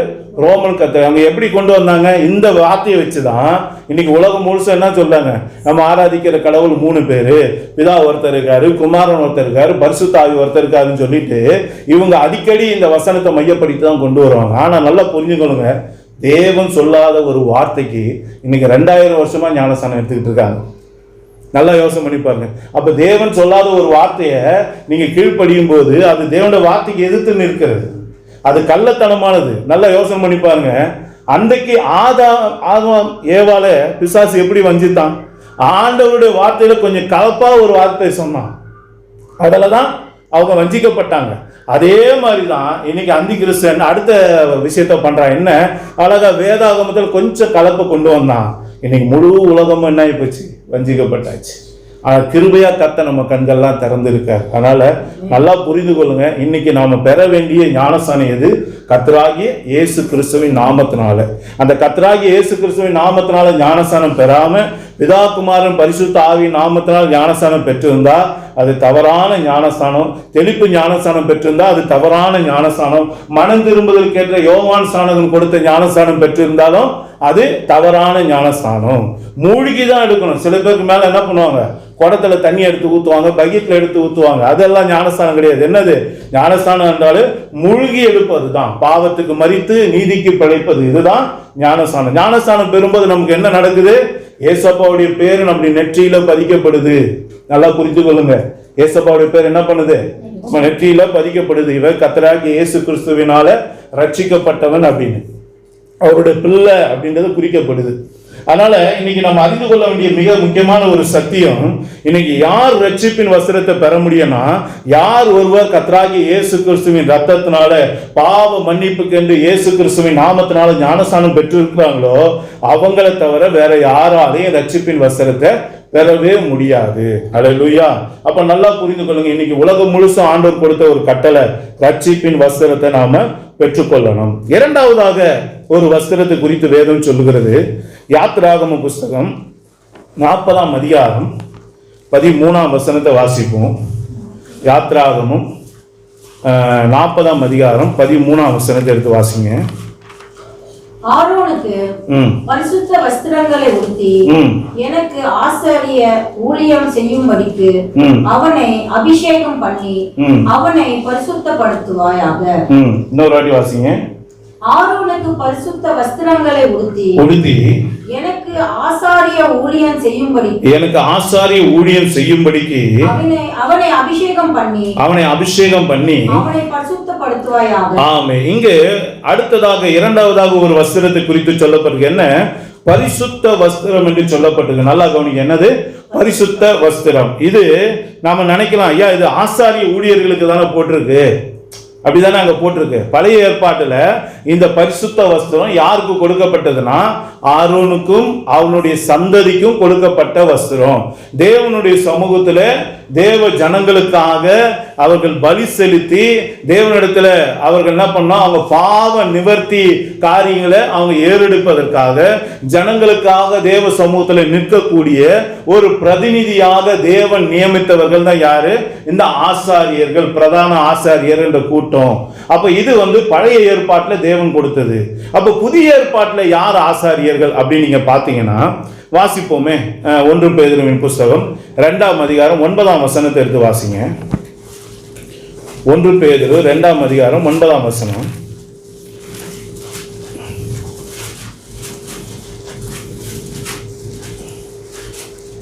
பக்கம் 318 புதிய ஏற்பாட்டுல. உங்களை அந்தகாரத்தினின்று தம்முடைய ஆச்சரியமான ஒளியின் நிஜத்திற்கு வரவழைத்தவருடைய புண்ணியங்களை அறிவிக்கும்படிக்கு தெரிந்து கொள்ளப்பட்ட சந்ததியாயும் ராஜரீகமான ஆசாரிய கூட்டமாயும் பரிசுத்த ஜாதியாயும் சொந்தமான ஜனமாயும் இருக்கிறீர்கள். அல்லேலூயா. யாரை குறிக்குது சொல்லுது? நீங்களும்னா யார்? அது நாம தான். அல்லேலூயா. யாரெல்லாம் கர்த்தராகிய இயேசு கிறிஸ்துவின் ரத்தத்தால கழுவப்பட்டு இந்த ரட்சிப்பின் வஸ்திரத்தை உடுத்தி இருந்தாங்க பாத்தீங்களா, அவங்களுக்கு கொடுக்கப்படுகிற இரண்டாவது வஸ்திரம் தான் என்னது? பரிசுத்த வஸ்திரம். நல்லா புரிந்து கொள்ளுங்க. அப்போ என் அருமையான தேவனுடைய பிள்ளைகளே, ஆசாரியர்களுக்கு மாத்திரம் பழைய ஏற்பாட்டுல கொடுத்த அந்த வஸ்திரத்தை இன்னைக்கு யாரெல்லாம் இயேசுவை சொந்த ரட்சகராக ஏற்றுக்கொண்டு இன்னைக்கு அவருடைய பிள்ளைகளாக அவர்கள் முத்தரிக்கப்பட்டு இருக்கிறார்களோ அவர்களுக்கு தேவன் கொடுக்கிற இரண்டாவது வஸ்திரம், இரண்டாவது படியான வஸ்திரம் என்ன? என் அருமையான தேவனுடைய பிள்ளைகளே, பரிசுத்த வஸ்திரத்தை தேவன் கொடுக்கிறார். இந்த பரிசுத்த வஸ்திரத்தை யாருக்கு கொடுக்கிறார்? வசனம் சொல்லுது பாருங்க. உங்களை அந்தகாரத்தினின்று தம்முடைய ஆச்சரியமான ஒளியினிடத்திற்கு வரவழைத்தவருடைய புண்ணியங்களை அறிவிக்கும்படிக்கு தெரிந்து கொள்ளப்பட்ட சந்ததியாயும் ராஜரீகமான ஆசாரிய கூட்டமாயும் நாம் இருக்கிறோம். நல்லா புரிந்து கொள்ளுங்க. உங்களை ரட்சித்த தேவனை குறித்து நாம எத்தனை பேர் வாயை திறந்து பேசணும்? அந்த பேசுறவர்களுக்கு கொடுக்கப்படுகிறது தான் இந்த பரிசுத்த வஸ்திரம். ஏசப்பா என்னை இப்படி ரட்சித்தாருங்க, நான் இந்த பாவத்துல இருந்தேன், இப்படிப்பட்ட சாபத்துல இருந்தேன், இப்படிப்பட்ட கட்டுல இருந்தேன், இப்படிப்பட்ட போராட்டத்துல இருந்தேன், இப்படிப்பட்ட உபத்திரவத்துல இருந்தேன், இப்படிப்பட்ட வியாதியில் இருந்தேன். கர்த்தர் என்னுடைய வாழ்க்கையில அற்புதத்தை செய்து என்னை இதுல இருந்து விடுவித்து அவருடைய சொந்த பிள்ளையாக மாற்றி வைத்திருக்கிறார் என்று சொல்லி யார் யார் ஏசப்பாவை குறித்து அவருடைய அற்புதத்தை குறித்து அவர் உங்களையும் என்னையும் நடத்தி வந்த காரியத்தை குறித்து யார் யாரெல்லாம் உற்சாகமாக உங்களை பார்க்கிற, உங்களோடு பழகுற மக்களோடு நீங்கள் பகிர்ந்து கொள்ளுகிறீர்களோ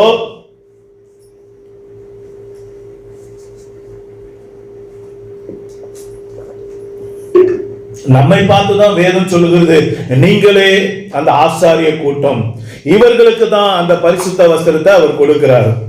அப்ப அதனால இந்த வெறும் அறிவிக்கிறதோட நம்முடைய வேலை முடிஞ்சிச்சா? அப்ப பழைய ஏற்பாட்டுல ஆசாரிகள் செஞ்ச வேலை நமக்கு கிடையாதா அப்படி நீங்க நினைச்சீங்கன்னா அப்படி கிடையாது. பரிசுத்த அந்த ஆசாரியர்கள் செஞ்ச வேலையை இன்னைக்கு ஆவிக்குரிய பிரகாரமா செய்யறாங்க. அவங்க என்ன பண்றாங்க? பலிகளை செலுத்தி அவங்க என்ன பண்ணாங்க? தேவ சமூகத்துல அவங்களுக்காக மன்றாடினாங்க. ஐயா, இந்த சகோதரன் பாவம் செஞ்சுட்டான். அன்னைக்கெல்லாம் பழைய ஏற்பாடு காலத்துல ஒருத்தன் பாவம் செஞ்சுட்டானா அவன் என்ன பண்ணுவான் தெரியுங்களா? எப்பயாச்சும் நீங்க அதை பத்தி யோசிச்சு பண்ணிருக்கீங்களா? என்ன பண்ணுவான்? பலியிடுவான். எப்படி பலியிடுவான் தெரியுங்களா? அவன் ஆலயத்துக்கு வரும்போது ஒரு பலி பொருளை கொண்டு வருவான். ஆட்டையோ மாட்டையோ புறாவையோ கொண்டு வருவான். அது எல்லாருக்கும் பகிரங்கமா தெரியும். தொண்டை நல்லா பிடிக்குது, ஒரே நிமிஷம். பகிரங்கமா எல்லாருக்கும் தெரியும். அப்படியாக அவன் என்ன பண்ணுவான்? அந்த பலி பொருளை கொண்டு வருவான். அதை பார்க்கும்போது ஜனங்களுக்கு ஒரு காரியம் செய்யும். என்ன தெரியும்? இவன் பாவம் செஞ்சிட்டான். யாரு? இந்த சகோதரன் அல்லது இந்த சகோதரி பாவம் செஞ்சிட்டாங்க. அதனால பாவ மன்னிப்பு தேவனிடத்துல பெறும்படியாகவும், தேவனிடத்துல அவனுக்கு சமாதானம் உண்டாகும்படியாகவும், தேவனுடைய கட்டளைக்கு கீழ்ப்படிஞ்சு அவன் என்ன பண்றான்? பலியை கொண்டு வந்து செலுத்தி பாவங்களார கழுவப்படுறதுக்காக அவன் தேவனை நோக்கி பார்க்க வந்திருக்கிறான் அப்படின்னு சொல்லிட்டு அந்த பலி பொருளை பார்க்கும்போது எல்லாருமே நினைச்சுப்பாங்க. நல்லா புரிந்து கொள்ளுங்க. இன்னைக்கு அதே போலதான் இன்னைக்கு ஆண்டவருடைய பிள்ளையா இருக்கிற நாம மற்றவர்களுக்காக தேவ சமூகத்துல போராடணும். எப்படி யோபு தன் சிநேகிதருக்காக வேண்டுதல் செய்த போது கர்த்தர் அவனுடைய சிறையிருப்பை மாற்றினார் பாருங்க. அதுதான் ஆசாரிய ஊழியம். நல்லா கவனிங்க. என்னது? அதுதான் ஆசாரிய ஊழியம். ஐயா, என்னுடைய நண்பர்கள் உண்மை அறியாம, உங்க மகத்துவத்தை அறியாம உங்களை பத்தி தப்பா பேசிட்டாங்க. ஏசப்பா அவங்களை தயவாக மன்னித்து கிருபையாக அவங்க மேல இருக்கக்கூடிய உங்க கோபத்தை விட்டு நீங்க அப்பா மனம் மாறுங்கப்பான்னு சொல்லி தேவ சமூகத்துல அவங்களுக்காக அவன் மன்றாடினான் பாருங்க. அதுதான் ஆசாரிய ஊழியம். அதே போல ஒரு நாள் இஸ்ரவேல் ஜனங்கள் கர்த்தருடைய வார்த்தைக்கு விரோதமாக நடக்கும்போது தேவ கோபம் பற்றி எரிந்து ஒரு பெரிய வாதம் வந்துருச்சு. அந்த வாதையினால என்ன நடந்தது பாருங்களேன். அந்த வசனம் வாசிங்க. என்னாகம புஸ்தகம் 16ஆம் அதிகாரம் 48ஆம் வசனத்தை வாசிங்க. என்னாகமத்தோட புஸ்தகம் 16ஆம் அதிகாரம் 48ஆம் வசனம். பக்கம் 193 பழைய ஏற்பாடு. என்னாகமோ 16:48.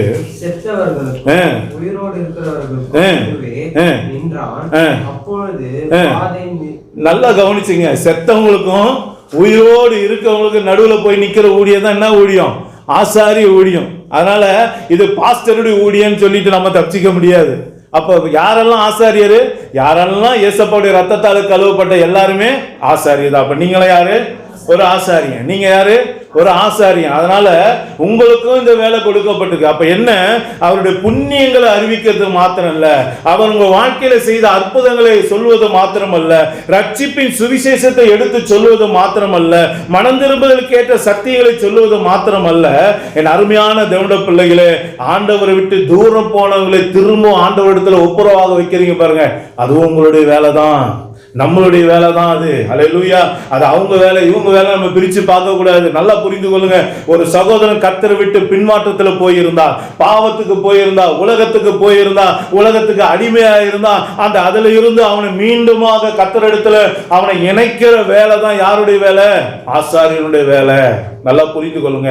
ஜனங்களுடைய பாவத்து நிமித்தம் ஒரு வாதம் வந்துருச்சு, ஒரு நெருக்கம் வந்துருச்சு, ஒரு உபத்திரவம் தேசத்துல வந்திருக்குன்னா அந்த உபத்திரவத்துக்காக தேவ சமூகத்துல கண்ணீர் விட்டு, என் தேவனே என் ஜனங்கள் செய்த பாவங்களை மன்னிங்க, அக்கிரமங்களை மன்னிங்க, துணிகரங்களை மன்னிங்க, தயவாக மன்னித்து மனம் இறங்குங்கப்பான்னு சொல்லி யார் ஒருவர் மோசேவை போல, யார் ஒருவர் ஆரோனை போல, யார் ஒருவர் நெகமியாவை போல, எஸ்ராவை போல, தானியேலை போல ஜனங்களுடைய பாவங்களுக்காக தேவ சமூகத்துல கண்ணீர் விட்டு கதறி அழுது தேவனை நோக்கி பார்க்கிறார்களோ அத்தனை பேர்களும் ஆசாரியர்களே. அப்ப என் அருமையான தேவனுடைய பிள்ளைகளே, இன்னைக்கு தேசத்துல எத்தனையோ ஜனங்க குடிக்கிறாங்களே, நம்ம எவ்வளவு கதறணும்? எவ்வளவு ஜனங்க போதைக்கு அடிமையா இருக்கிறாங்களோ எவ்வளவு கதறணும்?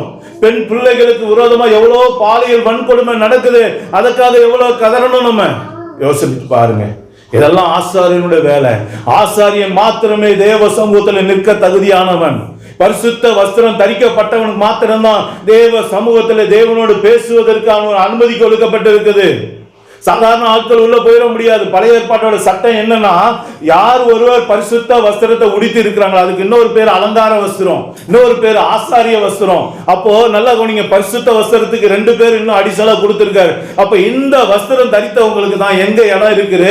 தேவனுடைய உடன்படிக்கையின் ஸ்தலத்துல அங்க போய் தேவனிடத்துல பரிந்து பேசி தேவ ஜனங்களுக்கு பாவ மன்னிப்பையும் தேவ ஜனங்களுக்கு தேவனுடைய வழிகாட்டுதலையும் பெற்றுக் கொடுக்க வேண்டியவன் தான் ஒரு உண்மையான ஒரு ஆசாரியன். அப்ப இன்னைக்கு அருமையான தேவனுடைய பிள்ளைகளை, அழிந்து போகிற ஆத்மாவுக்கு யார் வழிகாட்டணும்? நாம தான். அழிந்து போகிற ஜனங்களுக்கு யார் வழிகாட்டணும்? நாம தான். பாவத்தில் இருக்கிற ஜனங்களுக்கு யார் வழிகாட்டணும்? நாம தான். மனம் திரும்புதல் கேட்ட சத்தியத்தை சொல்ல வேண்டியது யாரு? நாம தான். அப்ப நீங்களும் நானும் வாயை திறக்கலனா இந்த தேசம் ரட்சிக்கப்பட முடியாது, என் ஜனங்கள் ரட்சிக்கப்பட முடியாது. இன்னைக்கு எந்த ஒரு சகோதரனும் எந்த ஒரு சகோதரியும் இன்னைக்கு இயேசப்பாவை அறிந்து கொள்ள முடியாது. அப்ப இன்னைக்கு நம்ம தேசம் இன்னும் இயேசப்பாவை அறியாம இருக்குது. காரணம் யாரு? நாம சரியான விதத்துல வாயை இன்னும் திறக்கல. அல்லேலூயா. தேவ சமூகத்தில் நிக்க வேண்டிய வேலையில நிக்கல. நாம நமக்காகவே ஜெபிச்சுக்கிட்டு இருக்கோம். இன்னும் ஜெபம் தேவை, நமக்காக ஜெபிக்கணும், நான் இல்லைன்னு சொல்லல. ஏன்னா ஆண்டவர் சொல்ல எல்லாவற்றையும் ஸ்தோத்திரத்தோடு கூடிய ஜெபத்தினால தேவனுக்கு தெரியப்படுத்தணும்னு சொல்றாரு. அப்ப எல்லாத்துக்காக ஜெபிங்க, சோர்ந்து போகாம ஜெபிங்க, தப்பு இல்லை. ஆனா அது மாத்திரமே ஒரு விசுவாசியோட, அது மாத்திரமே ஒரு தேவனுடைய பிள்ளையோட ஜெபமா இருந்துடக்கூடாது. அது என்ன, ஒரு கொஞ்சம் நல்லா உயிர்த்து ஆராய்ந்து பார்த்தனா அது எப்படி ஆகி போகுது? சுயநலமான ஜெபம். நான் உண்டு, என் புருஷன் உண்டு, என் குடும்பம் உண்டு, நான் மட்டும் ஆசீர்வாதமா இருந்தா போதும் அப்படின்னு நினைக்கிற ஜெபமா மாறி போகுது இல்ல? யோசனை பண்ணி பாருங்க. நீங்க எத்தனை பேர் உங்க வீட்டு பக்கத்துல இருக்கவங்களுக்காக ஜெபம் பண்ணியிருக்கீங்க? எத்தனை பேர் அவங்களுக்காக போராடுறீங்களா? ரட்சிக்கப்படாத அவங்க ரட்சிக்கணும் டார்கெட் பண்ணி ஜெபம் பண்ணியிருக்கீங்களா? உங்க தெருவில் இருக்க ஜனங்களுக்காக, உங்க ஹவுஸ் ஓனர்களுக்காக, நீங்க இருக்கிற அந்த பட்டணம் சென்னீர் குப்பமா இருக்கட்டும், நீங்க இருக்கிற அந்த கல்லறை பகுதியா இருக்கட்டும், நான் இருக்கிற இந்த சுந்தர் நகரா இருக்கட்டும், எத்தனை பேர் அந்த ஜனங்களுக்காக கதறோம்? எத்தனை பேர் கடன் பிரச்சனையோடு இருக்காங்க? எத்தனை பேர் வியாதியோடு இருக்காங்க? எத்தனை பேர் குடிப்பழக்கத்தில் இருக்காங்க? எத்தனை பேர் போதை பழக்கத்தில் இருக்காங்க?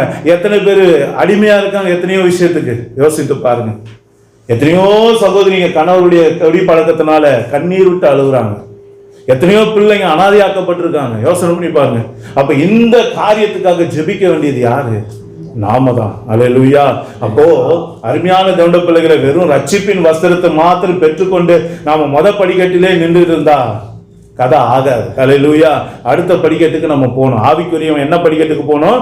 பரிசுத்த வஸ்திரத்தை தரிக்கணும். பரிசுத்த வஸ்திரம் எப்படி?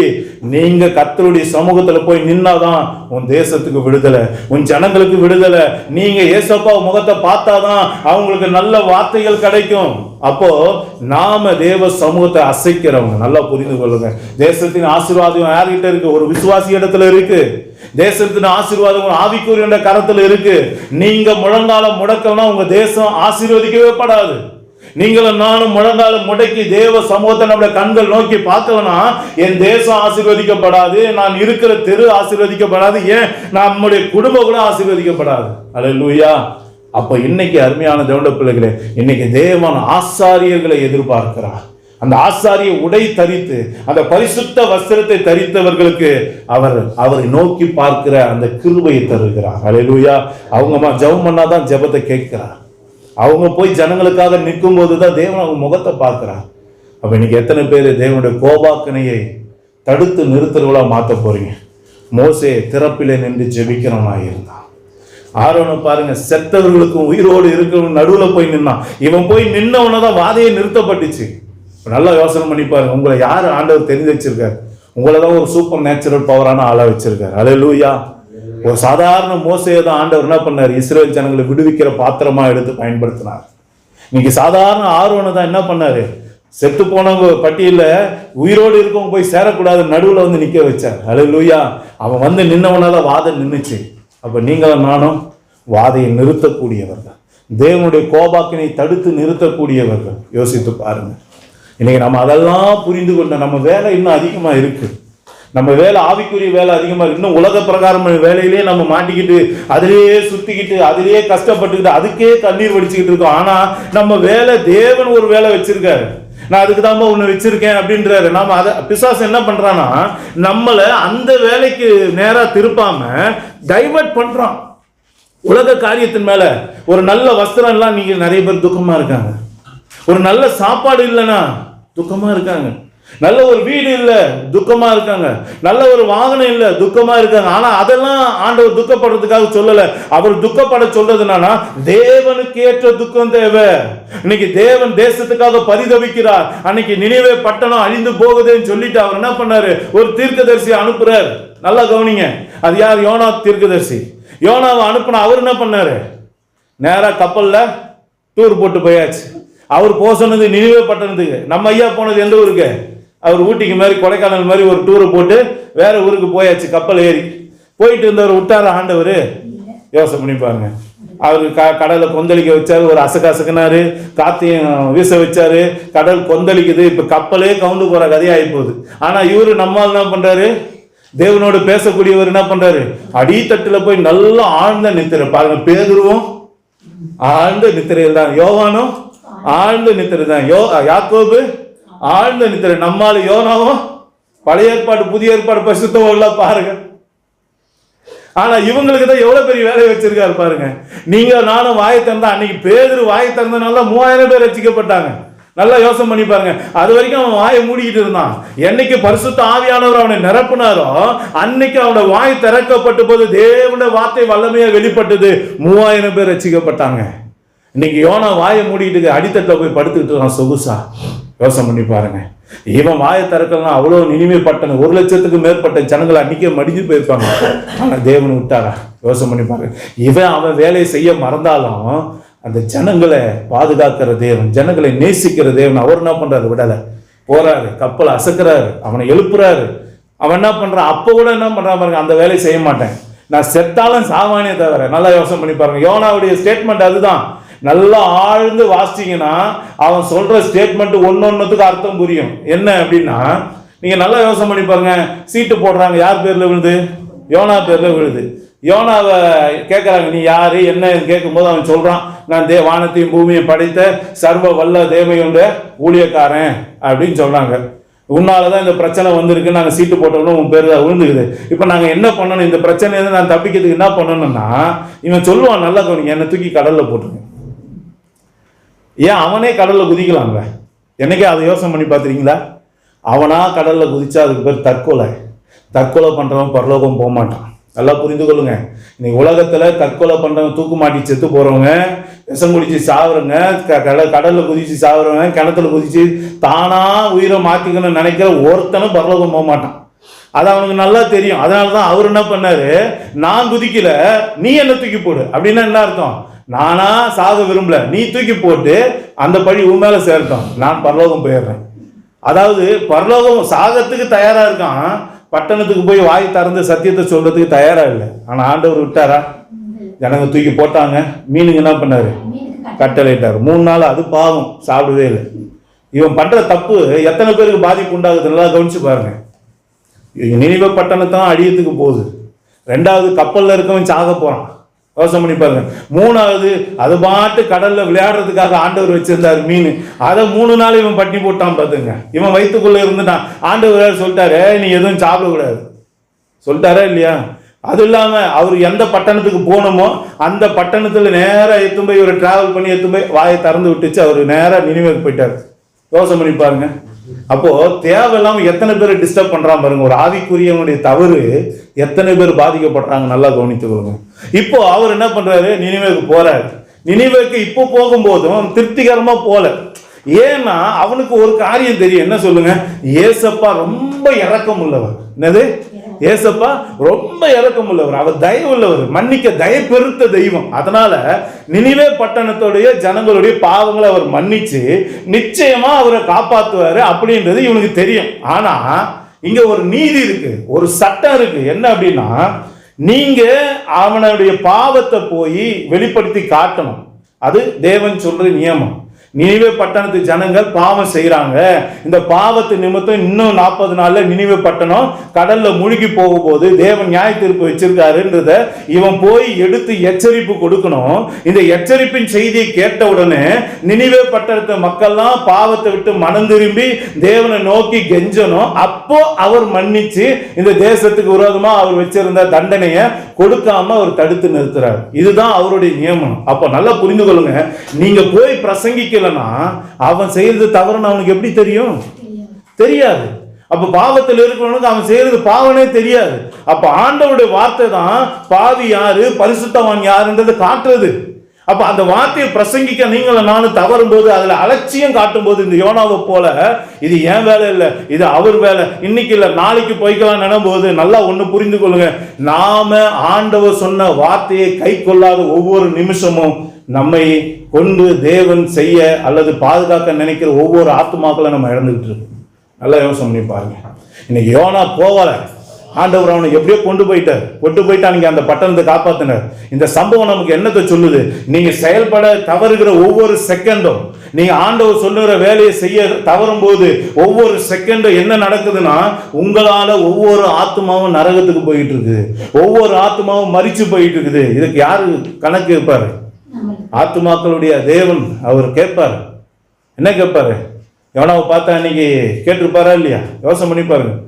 அவருக்கு அழகா சொன்னார், 1,00,000க்கு அதிகமான ஜனங்களுக்காக நான் பரிதவியாமல் இருப்பேனோ அப்படின்னு கேட்கிறார். அப்போ தேவன் பரிதவிக்கிறதே எல்லாருமே இறக்கமுள்ள தேவன் உண்மைதான். ஆனா அவங்க செய்யற பாவத்தை விட்டு மனம் திரும்ப வைக்கிறது உங்களுடைய என்னுடைய வேலை. அவங்கள தேவனை நோக்கி பார்க்க வைக்க வேண்டியது உங்களுடைய என்னுடைய வேலை. தேவனோடு இணைக்கிற வேலை நம்மளுடைய வேலை. நம்ம இந்த வேலைலாம் செய்யாம நான் உண்டு என் வேலை உண்டு யோனாவை போல இருந்துட்டேனா, பேதுருவை போல இருந்துட்டேனா, யோவானை போல இருந்துட்டேனா, யாக்கோபை போல இருந்துட்டேனா, யார் ரட்சிக்கப்படுவா? யோசனை பண்ணிப்பாரு. இந்த ரத்தப்படிக்கு நம்ம எங்க போய் நிற்போம்? ஆண்டவர் நியாய தீர்ப்பு நாளில் கேட்பாரு, என்ன சொல்லுவோம்? நாளைக்கு போலான்னு சொல்லும்போது ஒருவேளை ஏற்கனவே நடந்த ஊழியக்காரங்க நிறைய சாட்சி நான் சொல்ற பாருங்க. ஆண்டவர் ஒரு ஊழியக்காரர்கிட்ட சொல்லாரு, அவன் இன்னும் கொஞ்ச நேரத்துல சாவ போறான், நீ அவனை தடுத்து நிறுத்து, அவங்ககிட்ட பேசு அப்படின்னு சொல்றாரு.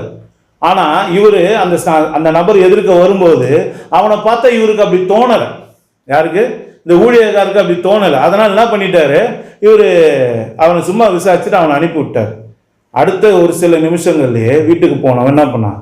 தற்கொலை பண்ணி இறந்துட்டான். அந்த செய்தி கேட்டவொடனே இவர் எப்போ போய் முழங்கால் படிக்கிட்டு ஆண்டவர்கிட்ட அழுகுறாரு. ஆண்டவர்னா சொன்னார், நான் அவன்கிட்ட சொன்னனா இல்லையா, அவன் இன்னும் கொஞ்ச நேரத்தை சாக போறான், தற்கொலை பண்ணி சாக பண்ண போறான், அவனை தடுத்து நிறுத்து, உன் மூலயமா அவனை நான் ரசிக்க விரும்புறேன் அப்படின்னு சொன்னார்ல. இப்போ அந்த ஆத்மா போயிடுச்சு, யார் பதில் சொல்லுவா? ரத்த பலி ஆகி போயிடுச்சு இல்லை? யோசனை பண்ணி பாருங்க. அப்ப இன்னைக்கு நம்ம அறிந்து கொள்ள வேண்டிய விசேஷித்த சத்தியம், ஆசாரிய வஸ்திரம், அந்த பரிசுத்த வஸ்திரம், அந்த ஊழியம் செய்கிற வஸ்திரத்தை யாருக்கு ஆண்டவர் கொடுக்குறாரு? யார் ஒருவர் ரட்சிப்பின் வஸ்திரத்தை பெற்றிருக்காங்களோ அவங்களுக்கு தான் அவர் கொடுக்குறாரு. உங்களுடைய வேலை அதிகம், என்னுடைய வேலை அதிகம். நீங்க இன்னமும் உலகத்துக்கு பின்னாடியே ஓடிக்கிட்டு இருக்காதீங்க, இன்னும் உலக காரியத்துக்காகவே கவலைப்பட்டுக்கிட்டு இருக்காதீங்க. உங்களுக்கு கொடுக்கப்பட்ட வேலை பெருசு. அல்லேலூயா. நமக்கு கொடுக்கப்பட்ட வேலை பெருசு. நம்ம அழிஞ்சிட்டு இருக்க ஒவ்வொரு ஆத்துமாக்களுக்காக கதற வேண்டியது யாருடைய வேலை? நம்முடைய வேலை. தேசத்துல ஊழல் பெருகி இருக்குன்னா அதுக்கு சரியா ஜெபிக்காத நம்மளுடைய தவறு தான். இன்னைக்கு தேசத்துல காணப்படுகிற எல்லா விதமான விபச்சார வேசித்தனம் பெருகிறதுக்கு காரணம் என்ன? நாம தேவ சமூகத்தை நோக்கி கதறல. இன்னைக்கு ஜனங்க அழிஞ்சிட்டு போறாங்க, சின்ன பிள்ளைங்க அழிகிறாங்க, வாலிபர்கள் அழிகிறாங்க, குடும்பங்கள் உடையுது, அநேக திருமணங்கள் உடைக்கப்படுது. காரணம் என்ன? நம்முடைய ஜெபம் சரியில்லை. அதனாலதான் அப்போஸ்தலனாகிய பவுல் சொன்னாரு, தேவனுடைய சித்தம் என்ன? ராஜாக்களுக்காக, தேசத்துக்காக, ஆளுகிற மக்களுக்காக, ஒவ்வொருத்தருக்காக நாம ஜெபிக்க வேண்டியது தேவனுடைய பரிபூர்ணமாய் சித்தமாய் இருக்கிறது. அப்ப இன்னைக்கு எத்தனை பேர் அந்த சித்தத்தை நிறைவேற்ற போறோம்? யோசித்து பாருங்க. ஏசப்பா சொன்னார், நான் தேவனுடைய சித்தத்தை நிறைவேற்றதே என்னுடைய போஜனமா இருக்கின்றார். சாப்பாடே அவருக்கு எதுதானே? அவருடைய சித்தத்தை நிறைவேற்றதான். அப்ப இன்னைக்கு நம்மளுடைய சாப்பாடு எதுவா இருக்கு? யோசித்து பாருங்க. நம்மளா ஒரு நிமிஷம் அவருடைய கண்களை மூடுவோமா? இன்னைக்கு ஆண்டவருடைய வார்த்தையில 2 வஸ்திரத்தை பத்தி பார்த்துருக்கோம். இன்னைக்கு இந்த 2 வஸ்திரத்தை பெற்றுக்கொள்றதுக்கு நாம எத்தனை பேர் பெற்று இருக்கிறோம்? ஒருவேளை இன்னும் கர்த்தராகிய இயேசு கிறிஸ்துவின் நாமத்தினால ஞானஸ்நானம் பெறாம பிதா குமாரன் பரிசுத்த ஆவியின் நாமத்துல ஞானஸ்நானம் பெற்றிருந்தா இன்னைக்கே உங்களை மனம் திரும்பத்திற்கு ஒப்பு கொடுங்க. கர்த்தர் உங்களை நேசிக்கிறார். இன்னைக்கு கரெக்டான ஞானஸ்தானமாகிய கர்த்தராகிய இயேசு கிறிஸ்துவின் நாமத்தினால் ஞானஸ்தானம் பெற்றிருந்தால் கர்த்தருக்கு ஸ்தோத்திரம். கர்த்தர் உங்களுக்கு என்ன கொடுத்திருக்காரு? ரட்சிப்பின் வஸ்திரத்தை கொடுத்திருக்கிறாரு. இந்த ரட்சிப்பின் வஸ்திரத்தை பெற்றுக்கொண்ட நாம இன்னைக்கு அருமையான தேவனுடைய பிள்ளைகளை பரிசுத்த வஸ்திரத்தை பெற்றிருக்கிறோமா? யோசித்து பாருங்க. இன்னைக்கு ஆண்டவருடைய சமூகத்துல இருக்கிறோம். ஏதோ ஒரு நாள் தேசத்துக்காக ஜெபிக்கிறது இல்லைங்க. ஏதோ ஒரு நாள் பக்கத்து வீட்டுக்காரனுக்காக ஜெபிக்கிறது இல்லை. ஏதோ ஒரு நாள் நமக்கு தெரிஞ்சவங்களுக்காக ஜெபிக்கிறது இல்லை. தெரியாதவங்களுக்கு நாம தான் உத்தரவாதி. தெரிந்தவங்களுக்கு எப்படி நாம உத்தரவாதியோ, தெரியாதவங்களுக்கு நீங்களும் நானும் தான் உத்தரவாதி. வேதம் சொல்லுகிறது, நீங்களும் நானும் ஏசப்பாவை அறிவதற்கு முன்பதாகவே அவர் நமக்காக பலியானார். அதுதான் அவருடைய அன்பு. இன்னைக்கு அவருடைய பிள்ளைங்க நம்ம சொல்றோமே, அவரை போல நம்ம நடக்கிறோமா? யோசித்து பாருங்க. அவர் எல்லாரையும் ஒன்று போல நேசித்தார், பாகுபாடு இல்லாமல் நேசித்தார். நம்ம கிட்ட அது இருக்கா? இன்னைக்கு தேசத்துக்காக கதறுகிற காரியம் நம்மகிட்ட இருக்கா? நாம நமக்காக உபவாசிக்கிறோம், ஒரு நல்ல வேலைக்காக உபவாசிக்கிறோம், நல்ல ஒரு படிப்புக்காக உபவாசிக்கிறோம், நல்ல துணைக்காக உபவாசிக்கிறோம், வீட்டில் இருக்க கடன் பிரச்சனை நீங்கிறதுக்காக உபவாசித்து ஜெபிக்கிறோம், கண்ணீர் விட்டு அழுகுறோம், நல்ல சாப்பாடு இல்லை அழுகுறோம், நல்ல ட்ரெஸ் இல்லை அழுகுறோம். ஆனா அழ வேண்டியது அதுவா? யோசித்து பாருங்க. இன்னைக்கு ஆவிக்குரியவர்களாகிய நாம ஆவிக்குரிய காரியங்களை செய்கிறோமா, அல்லது இன்னும் உலகத்தின் பின்னாடியே ஓடிக்கிட்டு இருக்கோமா? யோசித்து பாருங்க. இன்னைக்கு அழிந்து போகிற ஆத்துமாக்கள் ஏராளமா இருக்கிறாங்க. அதனாலதான் ஆதி அப்போஸ்தலர்கள் எப்போது ஜெபத்திலும் உபவாசத்திலும் வேத வசனத்தை போதிக்கிறதுன்னு தரித்திருந்தார்கள் என்று வேதம் சொல்லுகிறது. நாங்கள் இதை செய்யாமல் பந்தி விசாரணை செய்யறது சரியா இருக்குமோன்னு கேட்டாங்க. நாங்க ஆண்டவருடைய வார்த்தையை போதிக்காம, நாம ஆண்டவர் சமூகத்தில் ஜெபிக்காம, நாம ஆண்டவரை நோக்கி பார்க்காம, நாம இன்னும் உலகத்துக்கு பின்னாடி ஓடிக்கிட்டு இன்னும் உலக காரியத்திலே அதிகமா ஈடுபட்டு கொண்டு இருந்தா இது சரியா இருக்குமா? யோசித்து பாருங்க. கர்த்தர் உங்களை ஆதி நிலைக்கு திரும்ப விரும்புகிறார். இன்னைக்கு யோனாவை போல நாம இன்னும் சோம்பேறிகளா இருந்துகிட்டு இருக்கோம். ஆண்டவருடைய வார்த்தையை சரியா புரிந்து கொள்றது இல்லை. ஆண்டவருடைய இருதய பாரத்தை சரியா புரிந்து கொள்றது இல்லை. அவரை போல துடிக்கிற இருதயம் நமக்கு இல்ல. அவரை போல ஜனங்களை நேசிக்கிற இருதயம் நமக்கு இல்ல. அவரை போல ஜனங்களுக்காக பரிதபிக்கிற ஒரு இருதயம் நம்ம கிட்ட இல்ல. அதனாலதான் இன்னும் நாம நமக்காக என் புருஷன், என் பொண்டாட்டி, என் பிள்ளை, என் குடும்பம், என் வேலை, இதையே பார்த்துக்கிட்டு இருக்கோம். என் அன்பு தேவ பிள்ளை, ஏசப்பா கதறுகிறார். அழிந்து போகிற ஆத்துமாக்களுக்காக கதறுகிறான். அறுவடை மிகுதி, ஆட்களோ குறைவு என்று சொன்னார். அறுவடைக்கு எஜமான் தன்னுடைய வேலையாட்களை அனுப்பும்படி எஜமானர்களை வேண்டிக் கொள்ளுங்கள் என்று சொல்லப்பட்டிருக்கிறது. வேலையாட்கள் வேற யார்? நீங்களும் நானும் தானே. நீங்களும் நானும் போய் பேசாம யார் ரட்சிக்கப்படுவார்? பிரசங்கிக்கிறவன் இல்லாவிட்டால் யார் கேட்பார்கள்? கேட்காவிட்டால் யார் விசுவாசிப்பார்கள்? விசுவாசியா விட்டால் எப்படி ரட்சிக்கப்படுவார்கள்? அன்பு தேவ பிள்ளையே, உன் வாயிலே ஆண்டவருடைய வார்த்தை இருக்கிறது. எரேமியா பார்த்து சொன்னார், உன் வாயிலே என் வார்த்தை இருக்கிறது. ஏசப்பாவை பத்தி பேசுறீங்களா? பாவத்தில் இருக்கிறவங்கள மனம் திரும்ப வைக்கிறீங்களா? அடுத்த வீட்டுல கண்ணீரோடு இருக்கும்போது அந்த செய்தி கேட்கிற நாம அதுக்காக கண்ணீர் விட்டு செபிக்கிறவங்களா இருக்கிறோமா? அல்லது என்னை அவமானப்படுத்தினல, இது உனக்கு தேவைதான் சொல்லி அவங்க படுற கஷ்டத்தை பார்த்து சந்தோஷப்படுறவங்களா இருக்கிறோமா? யோசித்து பாருங்க. என் அன்பு தேவ பிள்ளைகளே, இன்னைக்கு யோனா கிட்ட இருக்க குணம் நம்ம கிட்ட வேண்டாம். இன்னைக்கு பேதுரு நித்திரை மயக்கமா இருந்தது காரியம் நமக்கு வேண்டாம். அலட்சியம் வேண்டாம். ஆவிக்குரிய காரியத்துல அலட்சியம் காட்டாதீங்க. நேரம் தாமதம் பண்ணாதீங்க. ஜெபிக்க வேண்டிய நேரத்துல ஜெபிங்க. நீங்க தனிமையில தேவனோடு சஞ்சரிக்கும் போது தேவன் ஆவியில சில காரியங்களை உங்களுக்கு காட்டுவார், சில பேர்களை உங்களுக்கு காட்டுவார், சில நபர்களை உங்களுக்கு காட்டுவார், அவர்களுக்காக ஜெபிக்க சொல்லுவார். நம்ம தனி ஜெபத்துல உட்கார்ந்தா தானே இது நடக்கும். நம்ம தான் குடும்ப ஜெபத்துக்கே உட்கார்றது இல்லை. நம்ம தனி ஜெபம் எங்கிருந்து பண்ணிட போறோம்? சபையில கொஞ்ச நேரம் உட்காருங்கனாலே உட்கார முடியல. வீட்டுல கொஞ்ச நேரம் ஜெபிக்க உட்காரலாம்னு சொன்னா உட்கார முடியல. யோசித்து பாருங்க.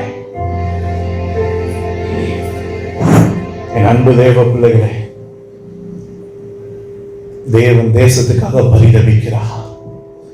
அழிந்து போகிற ஆத்துமாக்களுக்காக பரிதபிக்கிறான். ஆனால் நாமும் குளிர் காய்ந்து கொண்டு இருக்கிறோம். நாம மட்டும் ரட்சிக்கப்பட்டா போதும், என் குடும்ப ஆசீர்வாதமா இருந்தா போதும், அதை மாத்திரமே நம்ம ஓடிட்டு இருக்கோம். இல்லைங்க, அதையும் தாண்டி கொஞ்சம் வெளியே பாருங்க. வெளியே பாருங்க.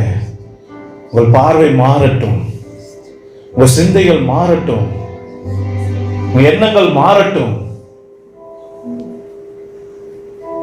ஆண்டவர்கிட்ட கேளுங்க, என் ஆண்டவரே, பரிசுத்த வஸ்திரத்தை எனக்கு நீங்க கொடுத்துருக்கீங்க.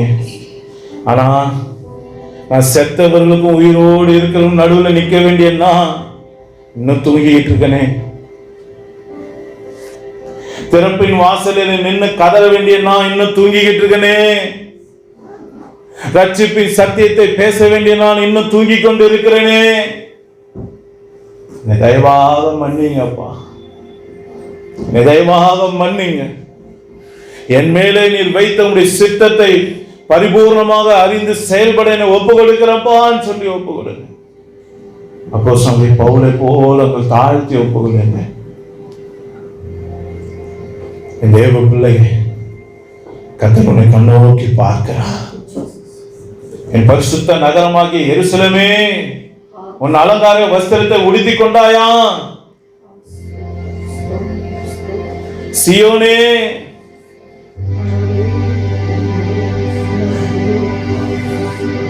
தேவனுடைய விருப்பம் பாருங்க. ரட்சிப்பின் வஸ்திரத்தை உடுத்தணும், பரிசுத்த வஸ்திரத்தை நாம உடுத்தணும், அதை எடுத்து பயன்படுத்தணும். தேவன் விரும்புகிறார். எத்தனை பேர் பெற்றுக்கொள்ள போறீங்க? பரிசுத்த வஸ்திரம் இல்லாம தேவனோட முகத்தை பார்க்க உங்களுக்கு அனுமதி இல்லை. ஏன் இன்னும் உங்க ஜெபம் கேட்கப்படல? ஏன் இன்னும் உங்களால ஏசப்பாவை பார்க்க முடியல? ஏன் இன்னும் ஏசப்பாவுடைய சமூகத்தை உங்களால உணர முடியல? ஏன் இன்னும் உங்களால அபிஷேகத்தை பெற முடியல? ஏன் இன்னும் உங்க போராட்டம் மாறல? ஏன் குடும்பத்துல பிரச்சனைங்க? ஏன் சமாதானம் இல்லை? ஏன் சந்தோஷம் இல்லை? ஏன் போராட்டம்? ஏன் உபத்திரமம்? ஏன் கண்ணீர்? ஏன் தேவையில்லாத புதுசா போராட்டம் வருது? பரிசுத்த வஸ்திரத்தை நம்ம சரியா பயன்படுத்த மாட்டேங்கிறோம். பரிசுத்த வஸ்திரத்தை பெற்றுக்கொண்ட நாம தேவ சமூகத்தில் நிற்க வேண்டியதுக்கு தவறி போகிறோம். யோசித்து பாருங்க, ஒப்பு கொடுங்க, ஆண்டவர்கிட்ட மன்னிப்பு கேளுங்க. இன்றையிலிருந்து நான் தேசத்துக்காக செபிப்பேன்ப்பா, அழிந்து போகிற ஆத்துமாக்களுக்காக செபிப்பேன்ப்பா, எப்பா நண்பர்களுக்காக செபிப்பேன், உற்றார் உறவினருக்காக செபிப்பேன், தெரிந்தவர்கள் தெரியாதவர் பாகுபாடு இல்லாம எல்லாருக்காக நான் செபிப்பேன். என் தேவனே, என் முழங்காலை உமக்கு முன்பாக முடக்குவேன். என் கொடுத்த பரிசுத்த வஸ்திரத்தை உடைய ஜனங்களுக்காக எடுத்து பயன்படுத்துவேன். உங்க சமூகத்துல வந்து நிற்பேன்ப்பா, உங்க சமூகத்துல வந்து நிற்பேன். செத்தவர்களுக்கு உயிரோடு இருக்கிறவங்களுக்கு நடுவாக வந்து நிற்பேன். அப்பா, கோபத்தை கர்த்தாவே நிர்மூலமாக்குகிற, கர்த்தாவே அதை அடைக்கக்கூடிய அந்த காரியத்துல வந்து மோசேயை போல நான் நிற்பேன் ஆண்டவரே என்று சொல்லி ஒப்பு கொடுங்க. தரப்பில வந்து நிற்பேன் ஆண்டவரே என்று சொல்லுங்க. என் ஜனங்களுக்காக நிற்பேன், என் தேசத்துக்காக நிற்பேன், என் தெரு மக்களுக்காக நிற்பேன், ஆவிக்குரிய யுத்த களத்திலே நான் முழங்கால் படியிட்டு நிற்பேன் என்று சொல்லுங்க.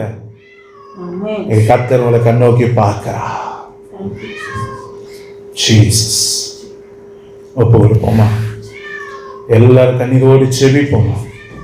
ஆமென். இயேசுவா, நன்றியோடு ஸ்தோத்திரிக்கிறேன், துதிக்கிறையா. ஆசீர்வாதமான வேலைக்காக நமக்கு நன்றி செலுத்துகிறோம். இப்பொழுதும் கேட்டவுடைய ஜீவனுள்ள வார்த்தைக்காக நமக்கு நன்றி. நாங்கள் யோனாவை போல பரிசுத்த வஸ்திரத்தை பெற்றுக்கொண்ட நாங்கள் தூங்கி விடக்கூடாது ஐயா, வேற ஒரு காரியத்துக்கு கடந்து விடக்கூடாது ஐயா. கர்த்தாவே, எங்கள் தப்பிதங்களை தயவாக மன்னிங்க, குற்றங்களை மன்னிங்க, குறைவுகளை மன்னிங்க. தேவையில்லாத பிரச்சனையில தலையிட்டுக் கொள்ளாதபடிக்கு, தேவையில்லாத உலக காரியத்துல மூக்க நுழைக்காதபடிக்கு, இச்சையில நுழைக்காதபடிக்கு, உலக ஸ்நேகத்துக்குள்ளே நுழையாதபடிக்கு, கர்த்தாவே அசுத்தங்களுக்குள்ள நுழையாதபடிக்கு, மாம்சத்துக்கு நுழையாதபடிக்கு, கண்களின் இச்சைக்கு நுழையாதபடிக்கு, ஜீவனத்தின் பெருமைக்குள்ள நுழையாதபடிக்கு பரிசுத்த வஸ்திரத்தை சரியாக பயன்படுத்த பயன்படுத்தக்கூடிய ஒரு ஆவிக்குரிய யுத்த புருஷனாக எங்களை மாற்றுங்கப்பா. என் சபையை மாற்றுங்க, என் பிள்ளைகளை மாற்றுங்க. கர்த்தர் நீர் அப்படியே கிருபை செய்வதற்காய் ஸ்தோத்திரம். உங்க நாமத்தை மகிமைப்படுத்துவதற்காய் ஸ்தோத்திரம். சாட்சியாக நிறுத்துங்கப்பா. எங்கள் பிள்ளைகளை எழும்பட்டும், இன்னைக்கு ஆரோனை போல எழும்பட்டும், தேசத்துக்காக எழும்பட்டும், ஜனங்களுக்காக எழும்பட்டும். கர்த்தர் நீர் அப்படியே கிருபை செய்வதற்காய் ஸ்தோத்திரம். இருதயத்தின் பாரத்தை அறிந்து செயல்படுகிற ஒரு செயல் வீரர்களாக எங்கள் பிள்ளைகளை மாற்றுங்க. நீங்க அப்படியே கிருபை செய்தபடியால் நமக்கு ஸ்தோத்திரம். இயேசுவின் நாமத்தினாலே ஆமென், ஆமென். அல்லேலூயா. எல்லாரும் சேர்ந்து சொல்லுவோமா? என் ஆத்துமாவே கர்த்தரை ஸ்தோத்திரி, என் முழு உடமையோட பரிசுத்த நாமத்தை ஸ்தோத்திரி. என் ஆத்துமாவே கர்த்தரை ஸ்தோத்திரி, கர்த்தர் செய்த சகல உபகாரங்களை மறவாதே. ஆமென், ஆமென். நம்முடைய கர்த்தராகிய இயேசு கிறிஸ்துவுக்கே ஆமென். நம்முடைய கர்த்தராகிய இயேசு கிறிஸ்து எப்பொழுது மகிமை உண்டாகட்டும். நம்முடைய கர்த்தராகிய இயேசு கிறிஸ்து நம்மை ஆசீர்வதித்து வழி நடத்துவாராக. ஆமென், ஆமென். அல்லேலூயா, அல்லேலூயா, அல்லேலூயா. ஆமென். எல்லாருக்கும் ஸ்தோத்திரம். ஒருவரை ஒரு வாழ்த்துங்க. கர்த்தர் உங்களை ஆசீர்வதிப்பாராக. ஆமென்.